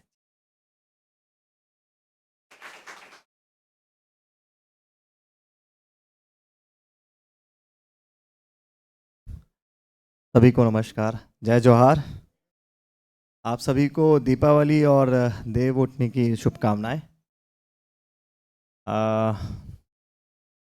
आज मुझे मालूम नहीं था कि मेरा संडे इतना अच्छा जाएगा, इतना यूथफुल रहेगा, इतनी एनर्जी मिलेगी मुझे। आज सभी जितने लोग यहाँ बैठे हैं उन सब से मुझे एक बहुत ही अच्छी ऊर्जा मिली है, बहुत अच्छा सुनने मिला है। सब जितने भी यहाँ मेरे सीनियर्स बैठे हैं, जितने मेरे साथी बैठे हैं, जितने मेरे बड़े मेरे छोटे बैठे हैं, मैं कुछ ना कुछ उनसे सीख रहा हूँ, कुछ महसूस कर रहा हूँ। राजीव सर से मैं कुछ अलग ही मेरा परिचय है, उनसे मैंने काफ़ी कुछ सीखा है। और अभी सीख रहा हूँ और आप सबसे और आगे भी सीखूँगा। सभी लोग ने बहुत कुछ कहा है, मेरे पास तो अभी उतने शब्द हैं नहीं जितना मैं कह सकूं। कुछ अपने एक्सपीरियंस बस बताना चाहूँगा कि जो यंगस्टर्स यहाँ पे हैं, जो अभी ये जो युवा, बहुत स्ट्रॉन्ग वर्ड है ये, मतलब एक युवा बोलने पे ही एक एनर्जी महसूस होती है उसमें। यूथ बहुत पावरफुल चीज़, एक शक्ति है ये। इस एज और इस शब्द में बहुत बड़ा रिलेशन है। आज छत्तीसगढ़ बने 25 ईयर्स हो गए हैं और उसी तरह इस संस्था को भी चलते 25 ईयर्स हो गए हैं। ये एक 25 ईयर्स एक ऐसा एज होता है जब हम अपने कॉलेज ख़त्म करके एक सही एज पे आके खड़े होकर अपने लाइफ के डिसीजंस लेके आगे बढ़ते हैं। हम उस पर काम करना शुरू कर देते हैं। हम क्लियर रहते हैं कि हमें कहाँ जाना है, क्या करना है और किस दिशा में जाना है। कहीं भटक भी रहे हैं तो ये एक ऐसा स्टेज रहता है कि हम यहाँ चेंज भी कर सकते हैं। I think I was not right path, in a right path, यहाँ नहीं यहाँ जाना है, लोगों को सजेशन मिलता है या हमको फील होता है। तो ये बहुत एनर्जी वाला एज समय है जिस वक्त स्टेट भी बढ़ रहा है, ये संस्था भी बढ़ रही है। मैं राजीव सर को और यहाँ के सभी लोगों को शुभकामनाएं देता हूँ कि इसी तरह ये आगे बढ़े और जितने भी यंगस्टर्स जुड़ रहे हैं और जुड़ने वाले हैं उनको शुभकामनाएं और आगे बढ़ते रहें और ये कुछ अच्छा करते रहें। मैं जैसे अगर कहना चाहूँगा अपनी फिल्म की बात, मेरी बात तो अगर देखें, I was not that much studious, मतलब उतना पढ़ाई में आगे नहीं रहा कभी, बहुत एवरेज स्टूडेंट रहा हूँ। सच कहूँगा, झूठ क्यों कहूँ। स्टडीज़ में मेरे पेरेंट्स, मेरे जो फैमिली बैकग्राउंड है वो सब डिपार्टमेंट में ही काम करते हैं। कोई पुलिस डिपार्टमेंट में है, कोई आरटीओ डिपार्टमेंट में, आंध्रा पुलिस, छत्तीसगढ़ पुलिस वगैरह में। बट मेरी फैमिली में सब चाहते थे कि मैं भी इसी डिपार्टमेंट में काम करूँ, कोई भी गवर्नमेंट ऑफिस में। तो मैं बचपन से क्लियर था कि मैं डांस करता हूँ, एक्टिंग करता हूँ, ये मेरा ठीक है। बट आप जब टीन एज में प्रवेश करते हैं उसके बाद आपका माइंडसेट थोड़ा चेंज होने लगता है कि मैं ये भी कर लूँ, वो भी कर लूँ। आपकी एनर्जी हर तरफ दौड़ती है, तो वो भटकाव आता है और उसी समय हमको ये चॉइस करना रहता है कि हम क्या जाना चाहते हैं, क्या करना चाहते हैं। आपके पास सर ने जैसे कहा कि काफ़ी कुछ नेगेटिव पॉजिटिव हमारे पास रहती है, हमको सेलेक्ट करना रहता है कि हम कहाँ जाना चाहते हैं। तो नेगेटिव पॉजिटिव तो रहती है, लेकिन उस पॉजिटिव में भी बहुत से ऑप्शंस मिलते हैं आपको, कौन सा वे, कौन सा पाथ जाना है। तो मैं काफ़ी कंफ्यूज था कि कोई बोलता था कि यार मैं सीए पढ़ना चाहता, तो वो बोला, मैं भी सीए दे देता हूँ भाई, बीकॉम पढ़ते पढ़ते। कोई बोलता था इंजीनियर पढ़ूंगा, तो बोला भाई बीकॉम भी पढ़ लेते हैं, इंजीनियर भी पढ़ लेते हैं। आई वॉज वेरी मच कन्फ्यूज कि मैं पढ़ूँ क्या। 10th के बाद जब 11th में कॉमर्स की बात आई तो maths, commerce, bio, I was very much confuse कि मैं पढ़ूँ क्या, क्योंकि पढ़ूंगा तो क्या होगा, क्या फ्यूचर बनेगा मेरा, एंड ऑफ द डे मैं क्या करने वाला हूँ मुझे क्लियर नहीं था। मैं बहुत कन्फ्यूज चाइल्ड था। लेकिन ना आप जब साथ अपने लोगों के साथ, पेरेंट्स के साथ जब आगे बढ़ते हैं ना, तो आपके साथ ना एक शक्ति रहती है, मतलब आपकी खुद की ऑरा, आपकी आत्मा, आपकी क्या कहूँ उसको, शब्द नहीं है मेरे पास, वो दिखती ही नहीं है, महसूस होती है कि ये कुछ बोल रही है या कुछ सुन रहे हैं। आप उसको सुन नहीं पाते जब तक कि आप उस पर ध्यान नहीं लगाते। मैं डिफेंस की भी तैयारी करने लग गया था ग्रेजुएशन के समय पे, सीडीएस देने लग गया। एनसीसी में एयरविंग में था, तो मैं सोचा एयरफोर्स तैयारी करता हूँ, क्योंकि एनसीसी एयरविंग में था तो आगरा एयरफोर्स स्टेशन का सिलेक्शन भी हो गया था, आगरा की ट्रेनिंग भी गया था 3 महीने के लिए एनसीसी के थ्रू, अटैचमेंट कैंप होता है। आई वॉज वेरी क्लियर कि शायद मैं डिफेंस के लिए बनाऊँ। ये तक कन्फ्यूजन हो रही थी मुझे। लेकिन बोले कि आप बीकॉम, आप साइंस बैकग्राउंड से नहीं तो आप पायलट नहीं बन सकते। बोला पायलट नहीं बन सकते तो एयरफोर्स में क्यों आ रहा हूँ, इतनी कन्फ्यूजन्स। फिर जब वहाँ से वापस आ रहा था तो मुझे क्लियर हुआ कि शायद मैं डिफेंस के लिए भी नहीं बन पा रहा। ये कन्फ्यूजन्स मैं इसलिए बता रहा हूँ कि बातों में मेरी कन्फ्यूजन नहीं, उस वक्त थी इतनी कन्फ्यूजन्स। जो यहाँ यूथ पीछे बैठे हैं और जो आगे जाना चाह रहे हैं, शायद इस जगह पे आके जो स्टडी कर रहे हैं आप शायद क्लियर हैं कि मैं ये जो एग्ज़ाम्स हैं इनमें से कुछ मैं एक निकालूंगा या निकालूंगी। लेकिन हो सकता है एग्ज़ाम देते देते, एग्ज़ाम देने के बाद भी आप बोलेंगे शायद मैं इसके लिए नहीं थी या इसके लिए नहीं था। ऐसा होता है। तो वो उस वक्त मैं बहुत डिस्टर्ब था। लेकिन जब मैं मिस्टर छत्तीसगढ़ फाइट किया, मॉडलिंग कंपटीशन होता है, तब मैं पहली बार फाइट किया और आई वॉज विनर, लकीली। तो लकीली ही कहूँगा क्योंकि मैंने प्रयास पहली बार किया था।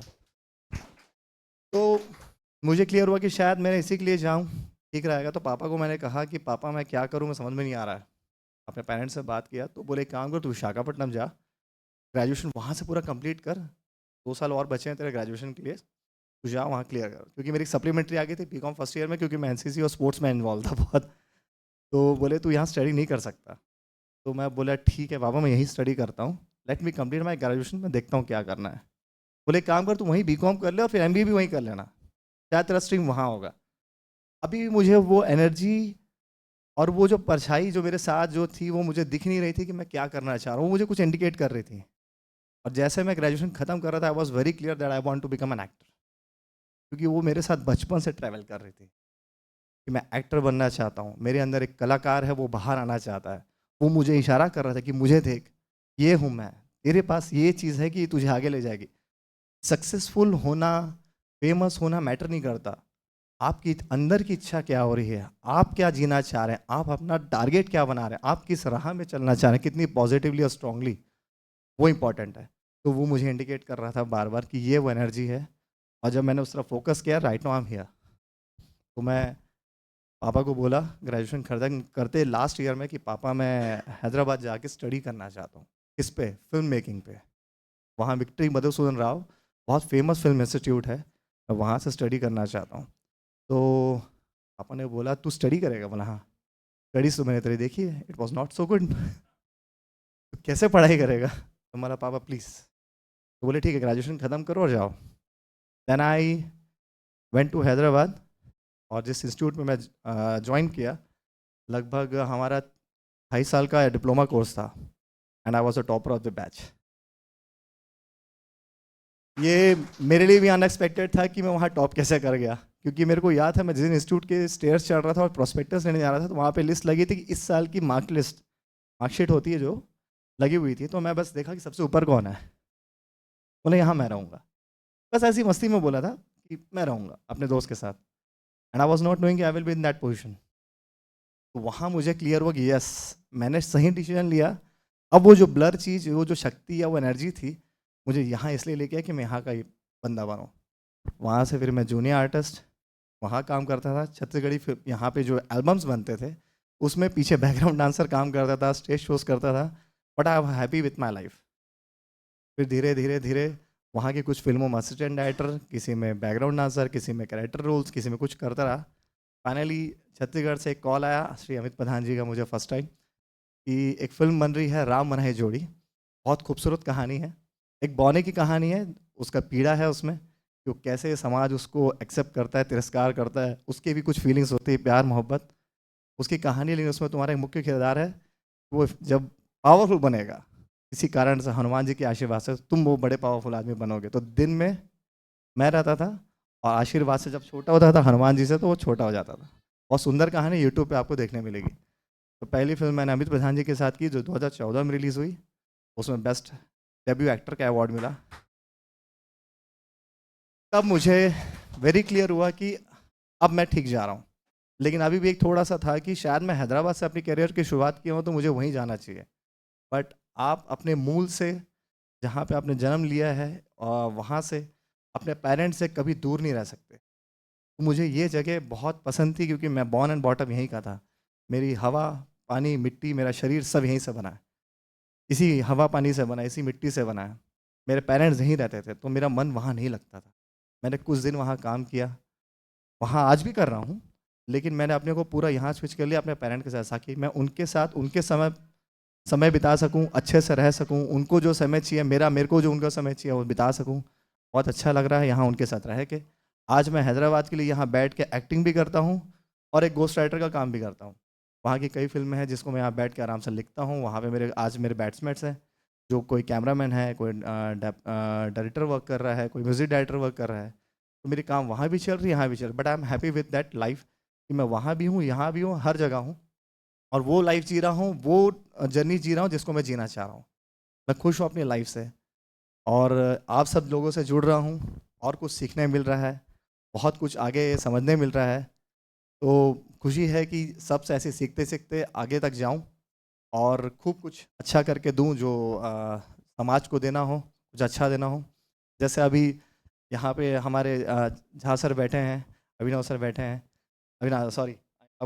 मिस्टेक कर रहा हूँ मैं, अविनाश सर बैठे हैं। इन्होंने कुछ अच्छा मैसेज दिखाने की कोशिश की फिल्म के माध्यम से।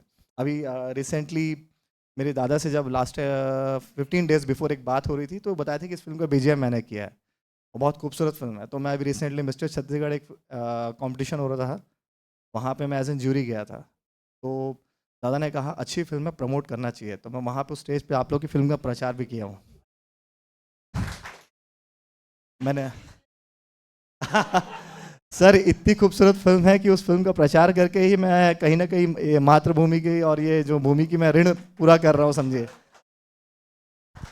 मैंने उस स्टेज पे कहा है कि माटी करके एक बहुत खूबसूरत फिल्म आ रही है, छत्तीसगढ़ी फिल्म, आप प्लीज़ जाके ज़रूर देखिएगा 14 नवंबर को करके। मैंने उस वक्त ये फिल्म कहा था और मुझे बहुत खुशी है कि उस वक्त प्रचार की बात हुई थी, दादा के थ्रू बात हुई थी। आज मैं दादा को वही बोला, दादा ये टीम आ रही करके ये ज्ञात नहीं था मुझे ठीक से, लेकिन अभी सुन के मिल के आप सबसे बहुत अच्छा लग रहा है। इतने दिन से एक अलग सुनने मिल रहा था, साक्षात देखने मिला, सुनने मिला, समझने मिला, बहुत अच्छा लगा। और जितने भी सीनियर्स हैं, जितने भी मेरे साथी हैं, उन सबको मेरी आने वाले समय की शुभकामनाएं।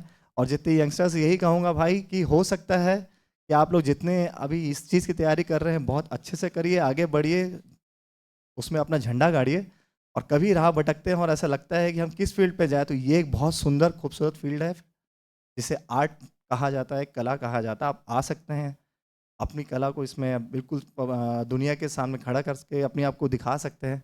दिखाइए, पूरी दुनिया आपकी है इसमें, और कुछ नहीं। Thank you so much.